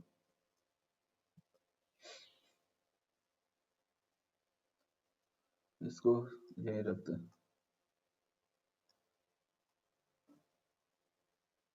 ठीक है। ये सीरीज में है, तो इसका आर एस निकालो एक बार, और इसका आर पी निकालो कितना होगा। इसके लिए हम क्या करते हैं, 2 4 करते हैं और इसका 6 करते हैं, ओम है सभी में।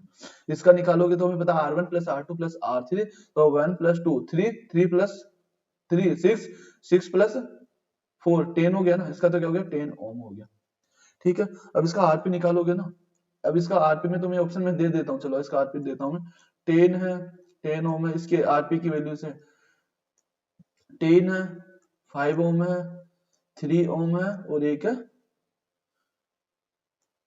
लेस देन 2 ओम है, ठीक है। ये चार ऑप्शन हो गए, 1 2 3 4, ठीक है। अब चेक करते हैं, पहले आरपी निकालते हैं, फिर तुम्हें वो क्वेश्चंस कैसे ट्रिक वाइज करते हैं वो भी बताता हूँ मैं, ठीक है। अब क्वेश्चन करते हैं, ठीक है, ये मूव करते हैं, क्या होगा 1/2, 1 बाय आरपी निकालोगे ना, तो 1/2 प्लस 1/4 प्लस 1/6, एलसीएम लोगे कितना होगा, एलसीएम दोनों 6 से डिवाइड होगा ना, तो एलसीएम कितना होगा इसका 24, क्या हो जाएगा 24 होगा ना, तो कितना टाइम जाएगा 12 टाइम, 12 प्लस इसका 6 प्लस 4, यही होगा ना। इसको सोल्व करोगे तो क्या आ जाएगा, 24 तो ऊपर आएगा और नीचे क्या आने वाला, इसको करोगे तो कितना होगा 10 और 22, कितना है 22। अब इसको सोल्व करोगे तो लेस देन 1 आएगा, मैं तो बोलने का मतलब ये, सॉरी हाँ, लेस देन क्या मतलब, लेस देन 2 आएगा, लेस देन 2 आएगा, लेस देन 2 आएगा ना, ठीक है। अब मेरा मतलब ये था कि जब हम कभी भी रेजिस्टेंस को क्या करते हैं, सीरीज में ऐड करते हैं ना, तो जो मैक्सिमम वैल्यू होगी ना, मैक्सिमम वैल्यू आर होगी ना, आर की वैल्यू उससे भी बड़ा रेजिस्टेंस आने वाला अपने पास, सीरीज का ये कमाल होता है। और जब पैरेलल में पुट करते हैं ना, तो जो मिनिमम है ना, जो मिनिमम उससे भी लो वैल्यू आने वाली है यहाँ पे। तो मैं यही बोलने वाला था कि अगर जैसे कि तुम्हें कई बार अगर डायरेक्ट ऑप्शन में ऐसे मिले ना, तो तुम डायरेक्ट टिक करके निकलो ना, क्योंकि 2 से भी छोटी वैल्यू आने वाली है जो अपना आर पैरेलल निकलेगा। तो अपना आंसर क्या हो जाएगा, ये वाला हो जाएगा। अब ऐसे सीरीज के लिए यही ऑप्शन होते ना, तो तुम क्या पुट करते हैं, हमें पता 1 मतलब 2 और या इनसे 4 से नीचे तो वो होने वाला नहीं है, 4 से नीचे तो होने वाला नहीं है, और 5 तो नहीं होगा, तो मतलब आंसर 10 के समथिंग जाएगा इसका। ठीक है, हम कंडीशन मानते हैं, हाँ बिल्कुल ये भी चांस था, क्योंकि हम डायरेक्ट ट्रिक पर बात करें ना, तो ये दोनों ऑप्शंस थे अपने पास। ठीक है, अगर इसकी बात करते हैं दोनों ऑप्शंस है, तो इसमें से दोनों में से कोई सा भी होना चाहिए, बट ये तो दोनों होते नहीं है। तो क्या बोलोगे, अगर सीरीज में अगर कोई भी सीरीज के अंदर जो रेजिस्टेंस लगाए जाते हैं ना, तो जो मैक्सिमम रेजिस्टेंस होगा ना, तो आर एस क्या होगी, उससे भी बड़ी वैल्यू आएगी, और पैरेलल में क्या होगा, जो मिनिमम रेजिस्टेंस होगा उससे भी कम होगा आरपी की वैल्यू। अंडरस्टैंड। अब मूव करते हैं नेक्स्ट क्वेश्चन पर। क्वेश्चन नंबर 35, इन्होंने बोल रखा है कि कौन सा मिरर देखा, कॉन्वेक्स मिरर देखा, कॉन्वेक्स मिरर, ये कॉन्वेक्स मिरर हो गया। ठीक है, अब बोल रखा है कि क्या करंट, वो रेस कहां से आ रही है, इन्फिनिटी से, कहां से आ रही है, इन्फिनिटी से इस पर क्या आ रही है, रेज आ रही है। ठीक है, ये वाला सीन बन गया। अब बोल रखा है कि according to the new certain the sign, अब इन्होंने बोला sign conversion of the sign focal length, focal length हम इस साइड चेक करेंगे ना, एफ। ठीक है, बोल रखा focal length in the sign the image distance. अब इसकी इमेज क्या होगी, जब भी ये वापस क्या होगी, रिफ्लेक्ट होगी, इस वे में जाएगी रिफ्लेक्ट होने के बाद। ठीक है, इस वे में रिफ्लेक्ट होगी, तो इसकी इमेज क्या होगी, इमेज इसकी बनेगी सूडो इमेज बनेगी, या बोले कि आभासी, हिंदी में बोलते हैं आभासी बनेगी। ठीक है, तो इसकी इमेज कहाँ बनेगी, इधर बनेगी, जहां भी बनेगी। ठीक है, अब बट अपने को भी यहाँ साइन से बात करनी है। अब मुझे बताओ, जब भी हम ये साइन कन्वर्जन देखते हैं ना, तो ये हो गया रे डायरेक्शन, रे की। ठीक है, ये हो गया रे की डायरेक्शन। तो मिरर किस डायरेक्शन में मूव करोगे ना, तो वो वैल्यूज तो चेक करी जाएगी नेगेटिव में, और जिस डायरेक्शन में ली जाएगी पॉजिटिव में सभी वैल्यूज। इस जो मेन एक्सिस होगा ना, इसके ऊपर वाली वैल्यूज होगी ना, वो होगी पॉजिटिव में, और नीचे वाली वैल्यूज होगी नेगेटिव में। अब चेक करो, इसकी इमेज हमें पता है यहाँ पर तो बनेगी नहीं साइड, तो इसकी इमेज बनेगी सूडो इमेज बनेगी, और वो बनेगी इस साइड में, और इस साइड हम लेते हैं पॉजिटिव। ये किसकी हुई, इमेज की, और फोकल लेंथ की माइनस में लोगे, तो चेक करो माइनस। फिर पहले किसका दे रखा, इन्होंने बोल रखा कि फर्स्टली फोकल लेंथ का दे रखा and sign of the image, तो इमेज का क्या होगा, प्लस होगा, और फोकल लेंथ का नेगेटिव, तो नेगेटिव पॉजिटिव भी ऑप्शन हो जाएगा सर। अब नेक्स्ट मूव करते हैं क्वेश्चन नंबर 36, इन्होंने बोल रखा कि sphincter muscles are the present in the edge. सबसे पहले इनका रोल क्या होता है ना, ये रोल बताता हूँ। इनका फंक्शंस क्या होता है, फंक्शंस होता है कि ये जैसे कि फ्लो को कंट्रोल करते हैं। ये क्या करते हैं, जो भी ह्यूमन बॉडी के अंदर जो फ्लो चलते रहते हैं ना, उसको क्या करते हैं, कंट्रोल करते हैं। जैसे कि यूरिन को जो आउट करते हैं, उसमें भी हो गया, और जिस, ठीक है, तो जो भी फ्लो होता है ना, उसको क्या करते हैं, कंट्रोल करते हैं। तो बोल रखा कि कहाँ कहाँ पर मिलते हैं, तो आमाशय और इंटेस्टाइन, इंटेस्टाइन नो, ये करते हैं स्टोमच। ठीक है, ये होता स्टोमच एंड द एनस। ठीक है, तो ऑप्शन बी में प्रेजेंट के एंड पर प्रेजेंट होता है। क्वेश्चन नंबर 37, या फर्स्ट ऑप्शन। इन्होंने बोल रखा कि in the flowing diagram identify the cell through which massive amount of the gaseous exchange take place for the photosynthesis। इन्होंने बोल रखा है कि जो डायग्राम है ना 1 2 3 और 4, इन्होंने बोल रहा है कि maximum amount of the gases का कहां से आता है फोटोसिंथेसिस की ड्यूरिंग। तो हमें क्या दिख रहा, इसमें ऑप्शन हो जाएगा 4, ऑप्शन हो गया 4। अब तुम बोलोगे सर 4 क्यों हुआ है, ठीक है, अब इसका रीजन क्या बताता हूँ। जैसे कि सिंपल अगर लीप है ना अपने पास, जैसे कि ये क्या हम अज्यूम करते हैं, ये अपना क्या एक ब्रांच होगी, और यहाँ से एक लीप लगी हुई है। ठीक है, अब लीप की सरफेस तुम देखोगे ना माइक्रोस्कोप से, ठीक है, तो ये होगी अपर सरफेस और ये होगी लोअर सरफेस। ठीक है, तो अगर बोले ना कि रंध्र, ये बोल लेते हैं कि होल कहाँ पे प्रेजेंट होगी, जहां से गैसेस उसमें एंटर करती है। तो क्या होगी, जो जो डाउन साइड सरफेस होती है ना, डाउन साइड लोअर सरफेस, उसमें क्या होते हैं, नंबर ऑफ द रंध्र क्या होते हैं, काफी टाइम एक्स्ट्रा होते हैं कंपेयर टू अपर साइड। तो जैसे कि मैं बोलूं जस्ट कंपेयर है, ठीक है, ये लीप हो गए, ठीक है, ये लीप हो गए, तो ये तो अपर साइड हो गया, और ये क्या हो गया, लोअर साइड हो गया। इस पर मैंने जस्ट नंबर फिक्स नहीं है, तो जैसे मैं बोलूं अगर यार 10 होंगे ना, तो नीचे क्या होंगे, अराउंड 50 टू 60 ज्यादा। ठीक है, इतना एक्स्ट्रा ज्यादा होता है। ठीक है, नीचे की साइड क्या होता, काफी ज्यादा होल्स हो जाते हैं ये। ठीक है, अब मूव करते हैं नेक्स्ट क्वेश्चन पर। 37 बोल रखा कि temporary fingers like the extension of the amoeba are known as। जो अमीबा के अंदर तुमने अमीबा का डायग्राम ऐसे बना देखा होगा। ठीक है, इस पर क्या होता है, सीलरीज बॉडीज होती है काफी। ठीक है, ये बॉडीज होती है, बोला कि जो फिंगर्स लाइक जो बॉडीज होती है ना, इन्हें क्या बोलते हैं। ठीक है, इन्हें क्या बोलते हैं? तो अमीबा के अंदर क्या बोलते हैं? इनको बोलते हैं सूडोपोडिया। क्या बोलते हैं? सूडोपोडिया। इनको इनके ये कैसे बिहेव करते हैं? जब पेड़ की तरह बिहेव करते हैं, तो इसलिए जस्ट टर्म वो हो जाती है इसके। सूडो मतलब आभासी, मतलब फील होता है बट रियली में पेड़ नहीं होते, तो क्या होता है? सूडोपोडिया। तो इनका नाम होता है यहाँ पर सूडोपोडिया। नेक्स्ट बोल रखा, next find the correct sequence of the organs in the male reproductive system for the transfer of the sperm। Sperm की बात कर रहा है कि क्या सीक्वेंस रहता है, ठीक है। तो इन्होंने बोला कि ये जो करेक्ट सीक्वेंस है ना, वो सीक्वेंस क्या होता है? तो सबसे पहले इसका करेक्ट सीक्वेंस क्या होता है कि यहाँ पर काफी, इन दोनों में क्या काफी वो रहता है, मतलब दोनों आसपास के ही है, ठीक है। तो इसमें क्या होगा? इसका आंसर हो जाएगा बी होगा, बट इसका आंसर याद आता है ना बी। तो सबसे पहले टेस्टिस में क्या होगा? स्पर्म्स का जो डेवलपमेंट होगा, फिर उसके बाद वॉश द डिफरेंस के थ्रू आएंगे, फिर यूरिथ्रा में आएंगे, ठीक है। तो ये सीक्वेंस रहता है। अंडरस्टैंड? इसका होगा बी। अब मूव करते हैं क्वेश्चन नंबर 40 पर। क्वेश्चन नंबर 40, इसको रीड करो, कुछ अच्छी वाइब्स आने वाली है तुम्हारे पास, ठीक है। अब इसकी हम बात करते हैं। तो यदि किसी प्रतिरोध, ठीक है, in registered circuit the current is the increase of the 2 times. इन्होंने बोला कि एक करंट है, इसमें से आई जा रही थी, आई, ठीक है, I1 को बोला आई, और फिर यही करंट है, यही वायर है, इसमें क्या I2 हो गए, और वो कितना 2 टाइम्स हो गए, मतलब 2I हो गए। तो इन्होंने बोला कि percentage change in the amount of the heat dissipated circuit. अब याद करो, जो हमने पहले क्वेश्चन किया था ना, उसमें 100% इंक्रीज किया था करंट को, और 100% का मतलब सेम ना, तो वो सेम इक्विवेलेंस यहाँ पर 2 टाइम्स है, वहां 100% था, तो दोनों क्वेश्चन सेम है, तो इसका आंसर हो जाएगा बी। इसका आंसर हो जाएगा बी, ठीक है। सेम चीज है, P इक्वल टू होता, एक तो वी आर भी लिख सकते, सॉरी हाँ वी आई होता है ना, वी आई, या लिख सकते हो P equal to I square R, दोनों सीक्वेंस। बस अब ये वाले पुट करोगे यहाँ पर, तो इससे क्या हो जाएगा? ये वाले सीक्वेंस अभी लिखे थे ना हमने, माइनस, अरे वो थी ना, 4 R minus I square R upon I square R. तो यहाँ से क्या निकले? ओवर मल्टीप्लाई 100, तो क्या था 3 मल्टीप्लाई 100 बचा था ना भाई, ये आई स्क्वायर से ये दोनों तो ये कैंसिल आउट हो जाएगा ना इससे, तो क्या बचा था 300%। तो आंसर बी हो जाएगा इसका। अब क्वेश्चन नंबर इस पर चलते हैं, ठीक है। अब इसको एक बार रीड करो तुम।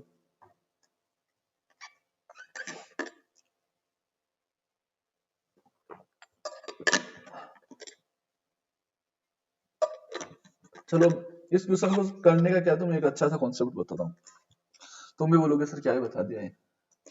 ये तो पता, सभी को पता है, इसमें कौन सा रूल लगता? लेफ्ट फ्लेमिंग लेफ्ट रूल लगता है, ठीक है। अब मुझे तुम्हें बताओ कि जब हम कहीं, जैसे कि अपने को किसी आसन होता है ना, जिससे हम बैठते हैं ना, फर्श पे बैठते हैं, तो हम कैसे खड़े होते हैं? तो लोग सर हम तो झटाक से खड़े हो जाते हैं, बट जनरली क्या करते हैं? अपना हाथ रखते हैं फर्श पर, फिर जाके खड़े होते हैं। हाथ भी कैसे रखेंगे? इस वे में रखते हैं। कैसे रखते हैं? इस वे में रखते हैं। अब ज्यादा फोर्स कहाँ फील होता? ज्यादा फोर्स होता या ज्यादा प्रेशर कहाँ फील होता? थंब पर, क्योंकि यहाँ पर 4 है, यहाँ पर 1 है, तो क्या होगा? इस पर क्या होगा? फोर्स फील होगा। अब इस पर फोर्स फील होगा ना, तो ये देखोगे ना, अब इसको बस इससे रिलेट करो ना प्लीज क्वेश्चन को, कि ये थंब है जो सबसे स्ट्रॉन्ग है, तो स्ट्रॉन्ग मतलब फोर्स इस पर ज्यादा होगा। तो इसको पुट करो, इस वे में होल्ड करते ना, तो ये तो होगा फील्ड की फोर्स, कौन सा फील होगा, ठीक है। और ये क्या दिखाएगा? मैग्नेटिक फील्ड की जो लाइंस होगी वो होगी, और ये क्या होगी? पॉजिट्रॉन की दिखाएगा, ठीक है। अब चेक करो, इस वे में तो होगा ना, ये हो गई अपनी जो भी मैग्नेटिक क्षेत्र की जो लाइंस हो गया, बोले चुंबकीय क्षेत्र हो गया ये वाला, ये हो गया करंट, हो गया करंट और पॉजिट्रॉन की डायरेक्शन सेम होती है, इलेक्ट्रॉन होता है ना। तो मैं वापस बात यहाँ एक डायग्राम बना देता हूँ, जैसे कि ये लाइन है, ठीक है, ये है कि ये क्या? इलेक्ट्रॉन की डायरेक्शन है, तो इसमें करंट कैसे होगी? करंट ये वाली होगी, ठीक है, करंट ये वाली होगी इसमें, ये याद रखना। क्योंकि करंट क्या होती है? अपोजिट होती है इलेक्ट्रॉन की डायरेक्ट, बट यहाँ पॉजिट्रॉन की बात करें, मतलब पॉजिट्रॉन पे प्लस चार्ज होने वाला और पॉजिटिव चार्ज डिफरेंट होगा, ठीक है। ये सीक्वेंस लेके चलते हैं। ये क्या हो गया अपना? ये तो फोर्स फील हो गया, ठीक है, फोर्स फील हो गया, और ये करंट है, और करंट की डायरेक्शन इस वे में, ठीक है, इस वे में। और ये क्या?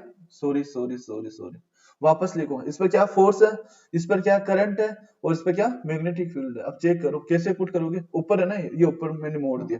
अब चेक करो क्या दिख रहा तुम्हें? ये मैग्नेटिक फील्ड लाइंस हो गई, ये क्या हो गया? पॉजिटिव मतलब करंट हो गए, और ये क्या हो गया? फोर्स। तो फोर्स कहाँ जा रहा? तुम्हारे साइड जा रहा है ना, मतलब इन द प्लेन जा रहा है, इन द प्लेन। तो इन द प्लेन मतलब कागज के भीतर की ओर जाती है, तो इनटू द पेज, तो आंसर क्या हो जाएगा? सी हो जाएगा इसका। अंडरस्टैंड? आई रिपीट अगेन, हम जब भी खड़े होते हैं या बोलते हैं ना, सबसे स्ट्रॉन्ग पार्ट कौन सा? अगर फिंगर्स की बात करें तो उसमें थंब आएगा, तो थंब पर मतलब फोर्स पुट करो तुम, थंब पर फोर्स पुट करोगे, ये तुम्हें दिखाएंगे ये तुम्हें दिखाएगी मैग्नेटिक फील्ड लाइंस और ये अंगुली दिखाएगी तुम्हें करंट। तो इसमें मैं डायग्राम बनाओ, देखो अंदर की तरफ जा रहा है तुम्हारा, ठीक है। अब मूव करते हैं क्वेश्चन नंबर 42 पर। बोल रखा कि the flowing reaction can be classified. अब बोल रखा है कि क्लासिफाइड क्या एग्जांपल है। तुम अभी तो जनरली नहीं होता, बट तुम्हें अपने एक बार ग्रैंडफादर या ग्रैंड मदर के पास बैठना या पापा या मम्मी के पास बैठना, पहले बोलना कि पापा कली क्या होती है, बोलेंगे क्या, फिर बोलना पापा कली जो मतलब पुताई करते हैं ना घरों के ऊपर, जो व्हाइट पहले क्या था, पहले अभी तो ये क्या हुआ एशियन पेंट चल गया, काफी पेंट चल गए जो वो वो घरों बाल्टियों में क्या होता है, पे को क्या था वो कलर। पहले क्या होता था कि जस्ट चूना आता था, चूना आता था, ठीक है, चूना आता था, वो भी क्या होता काफी ऐसे स्टोन के टाइप में आता है चूना भी। अब इसको क्या करते थे पहले, मिट्टी में क्या करते थे, जमीन के अंदर खड्डा खोद दिया जाता था, या क्या करते थे जो सीमेंट की जो टंकियां आती ना, उनके अंदर क्या करते थे, उनमें लेके और इनको क्या करते थे, इसमें इनको डाल दिया जाता था। अब इनको डालते थे और साथ में जब वाटर ऐड करते थे ना इसमें वाटर, तो क्या होते थे यहाँ पर से बबल्स निकलते थे, काफी काफी ज्यादा बबल्स निकलते थे, बबल्स निकलते थे। और देखते देखते क्या होता था, काफी ज्यादा टेम्परेचर हो जाता। अगर इस टाइम पर अगर तुम इसमें जैसे अगर अपना हैंड यहाँ पर टच करोगे ना, या इसके अंदर हाथ दोगे तो हाथ जल जाएगा बेटा, ठीक है। अब यहाँ हाथ जला है, मैंने बोला क्या बोला था मैंने कि अगर हीट अंदर आएगी ना उसको बोलते हैं इंडो, और अगर हीट बाहर जाएगी उसको बोलते हैं एक्सो। तो अब यहाँ पर क्या हुआ, गर्म हो रहा मतलब हीट बाहर आ रही, ठीक है, बाहर हीट आ रही तो क्या होगा, एक्सोथर्मिक, क्या हो जाएगी, एक्सोथर्मिक। अब एक और बात बता देता हूँ, मेरे पास सेम क्वेश्चन है, यही क्वेश्चन है, बट बोलते हैं ना कि क्वेश्चन से कुछ एक ही है ना, बट एग्जामिनर का टाइप होता है ना पूछने वाला क्वेश्चन, वो डिफरेंट होता है। अब इसमें डिफरेंट हम क्या करते हैं, मेरे पास क्या, ये ए है और ये क्या बी है। मैंने क्या किया 1 kg कैल्शियम ऑक्साइड दोनों में ऐड किया, इसमें भी क्या किया 1 kg कैल्शियम ऑक्साइड ऐड किया। अब जो वाटर है ना, इसमें मैंने क्या किया, कोल्ड वाटर लिया और इसमें हॉट वाटर लिया। अब मुझे बताओ इसमें रिएक्शन किसकी फास्ट होगी। तुम बोलोगे सर हॉट की होगी, हॉट की, क्योंकि हॉट के साथ जल्दी रिएक्शन जाएगी, नहीं, यहाँ होगी कोल्ड के साथ। क्यों, क्योंकि जब भी एक्सोथर्मिक वाली रिएक्शन होगी ना, एक्सोथर्मिक वाली, तो एक्सोथर्मिक वाली रिएक्शन किसके साथ जाएगी, कि कोल्ड के साथ ज्यादा फास्ट होगी, ठीक है।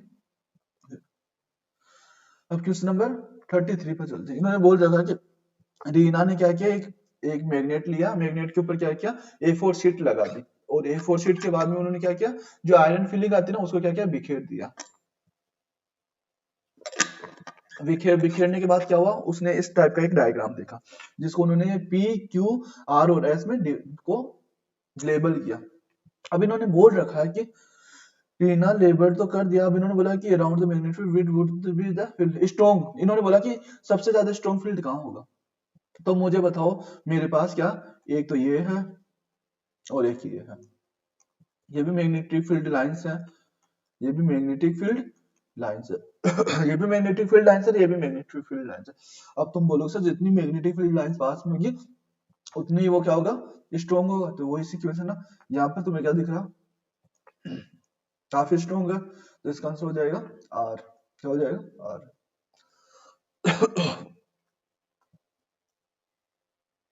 रीड करो इस क्वेश्चन को।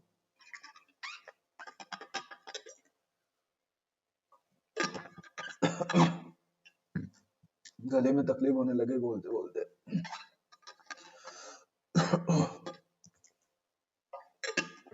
ठीक है, क्वेश्चन चेक करते हैं। इन्होंने बोला accumulating of the human through the food chain, इसको हिंदी में बोलते हैं जैव आवर्धन। क्या बोलते हैं, जैव आवर्धन। इसका मतलब ये हुआ कि जैसे कि ए है, बी है, सी है और डी बॉडीज है। ए ने जब इसको टेक लिया ना, तो ये क्या था, 0.02 मिलीग्राम था। अब ये ए से बी में जब ट्रांसफर होगी ना, तो इसको बी ने ए को जब ए जब फूड लिया होगा तो क्या होगा, 2 mg हो गया, ये इसमें लिया होगा तो 0.ग्राम और इसमें 1 ग्राम। तो टाइम के साथ ये क्या था, इंक्रीज हो रहा था। एक मिनट,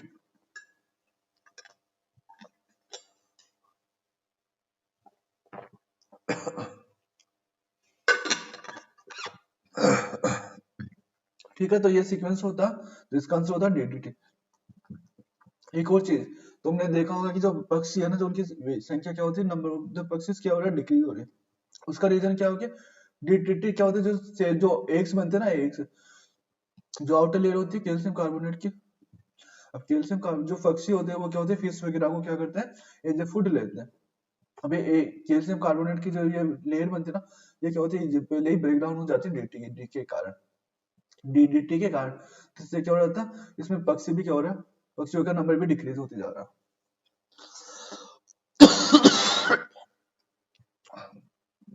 ये क्वेश्चन भी पहले आ चुका।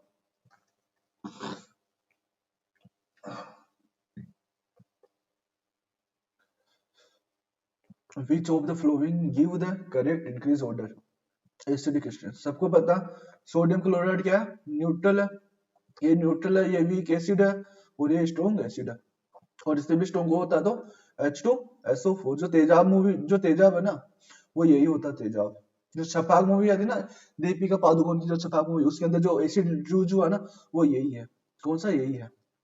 ठीक है, नेक्स्ट पे मूव करते हैं। क्वेश्चन नंबर ये दे रखा, ठीक है, कि 10 to 12 जो भी चेंज होते हैं ना ह्यूमन बॉडीज के अंदर, तो उसका रीजन क्या होता, उसका रीजन क्या होता, टेस्टोस्टेरोन और एस्ट्रोजन हार्मोन्स होता है। पता है टेस्टोस्टेरोन कहां से होता है, टेस्टिस से जनरेट होता है, और जो एस्ट्रोजन हार्मोन होता है वो फीमेल में ओवरी से डेवलप होता है। तो उसका आंसर हो जाएगा testosterone from the testis and the oestrogen from the ovaries. ठीक है, ठीक है। अब आज हम क्या करते हैं, कुछ क्वेश्चंस करके एंड करते हैं, फिर जिसका नेक्स्ट चैप्टर क्या होगा जल्दी आने वाला। अब चेक करते हैं question number 58। Which mirror can be use see full length of the image of the distance toward the building. तुमने देखा होगा ना, जैसे जैसे कि ये क्या है, एक क्या रोड है, ठीक है। अब यहाँ पर क्या होगा, एक मिरर लगा होगा बड़ा सा। ऐसे तुमने देखा होगा कहीं बिल्डिंगों के जो कॉर्नर्स होते हैं ना, जो काफी बिजी रोड्स होते हैं ना, वहां पर क्या होता है, जैसे कॉर्नर्स पर क्या होता है, एक मिरर लगा रहता है। अब उसमें क्या होता है, जो काफी डिस्टेंस पे होते हैं ना, वो भी इसमें इजीली इमेज बन जाती है छोटी सी। अब ये कौन से मिरर होते हैं, ये होते हैं कॉन्वेक्स मिरर होते हैं। कौन से होते हैं, कॉन्वेक्स। सी, अब बोल रखा कि कॉनकेव नहीं, प्लेनर। प्लेन मिरर तो सिंपल जो हम जो जैसे कि कॉम्ब करने के लिए यूज करते हैं ना, कॉम्ब के टाइम देखते हैं ना, उसको बोलते हैं प्लेन मिरर। तो ये मिरर कौन से होते हैं, कॉन्वेक्स मिरर होते हैं। क्वेश्चन नंबर 49 चेक करते हैं। इन्होंने बोल रखा है कि during the vigorous exercise the occurrence of the cramp in the outer muscles and athletes that due to the conversion of the pyruvate। ये किस में कन्वर्ट होता है, तो उसमें क्या होता है, लैक्टिक एसिड में। किस में कन्वर्ट हो जाता है, लैक्टिक एसिड में। ठीक है, इसके कारण होता है मसल्स में लैक्टिक एसिड का अमाउंट बढ़ने के कारण क्या होता है, अपने को थकान फील होती है। अब नेक्स्ट क्वेश्चन दे रखा कि एक लिंगी पुष्प धारण करने वाले पौधों में कौन से हैं। इन्होंने बोला plants which were the asexual flowers are.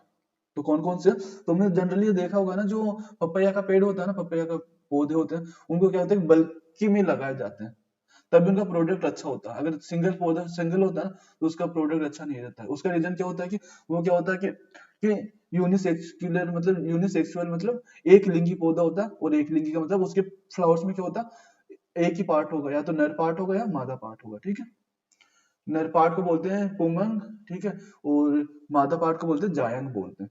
ठीक है, अब बात करते हैं इसके अंदर, तो इसमें के अंदर क्या होगा, एक तो पपैया तो क्लियर रहता है, ठीक है, पपैया यहाँ भी है और यहाँ भी अपना। अब चेक करते हैं मस्टर्ड। मस्टर्ड का तुमने देखा होगा, मस्टर्ड में क्या होता है, बायसेक्सुअल होता है। मतलब इसमें क्या होता है, एक फूल में दोनों पार्ट होते हैं, मतलब पोमंग भी होंगे और जायन भी होंगे। ठीक है, वो तंतु वगैरह कुछ बोलते हैं। ठीक है, अब नेक्स्ट बात करते हैं वाटरमेलन। वाटरमेलन इसका करेक्ट आंसर हो जाएगा, वाटरमेलन एंड पपैया। ठीक है, तो आंसर डी, तरबूज एंड पपीता। ठीक है, अब नेक्स्ट है, एक अच्छा सा दिख रहा है तुम्हें, थैंक यू। और हम बात करते हैं, next part is the coming very soon. Okay, I hope तुम्हें वीडियो पसंद आया होगा, तो सभी अपने बेल आइकन को प्रेस करें, ताकि जब इस सेकंड पार्ट आए तुम्हें पहले नोटिफिकेशन मिले टाइमली। और ठीक है, तुम्हें पता होगा कल राम मंदिर का जो प्राण प्रतिष्ठा होने वाली है, तो सभी को उसके लिए एडवांस शुभकामनाएं। ठीक है, जय सिया राम।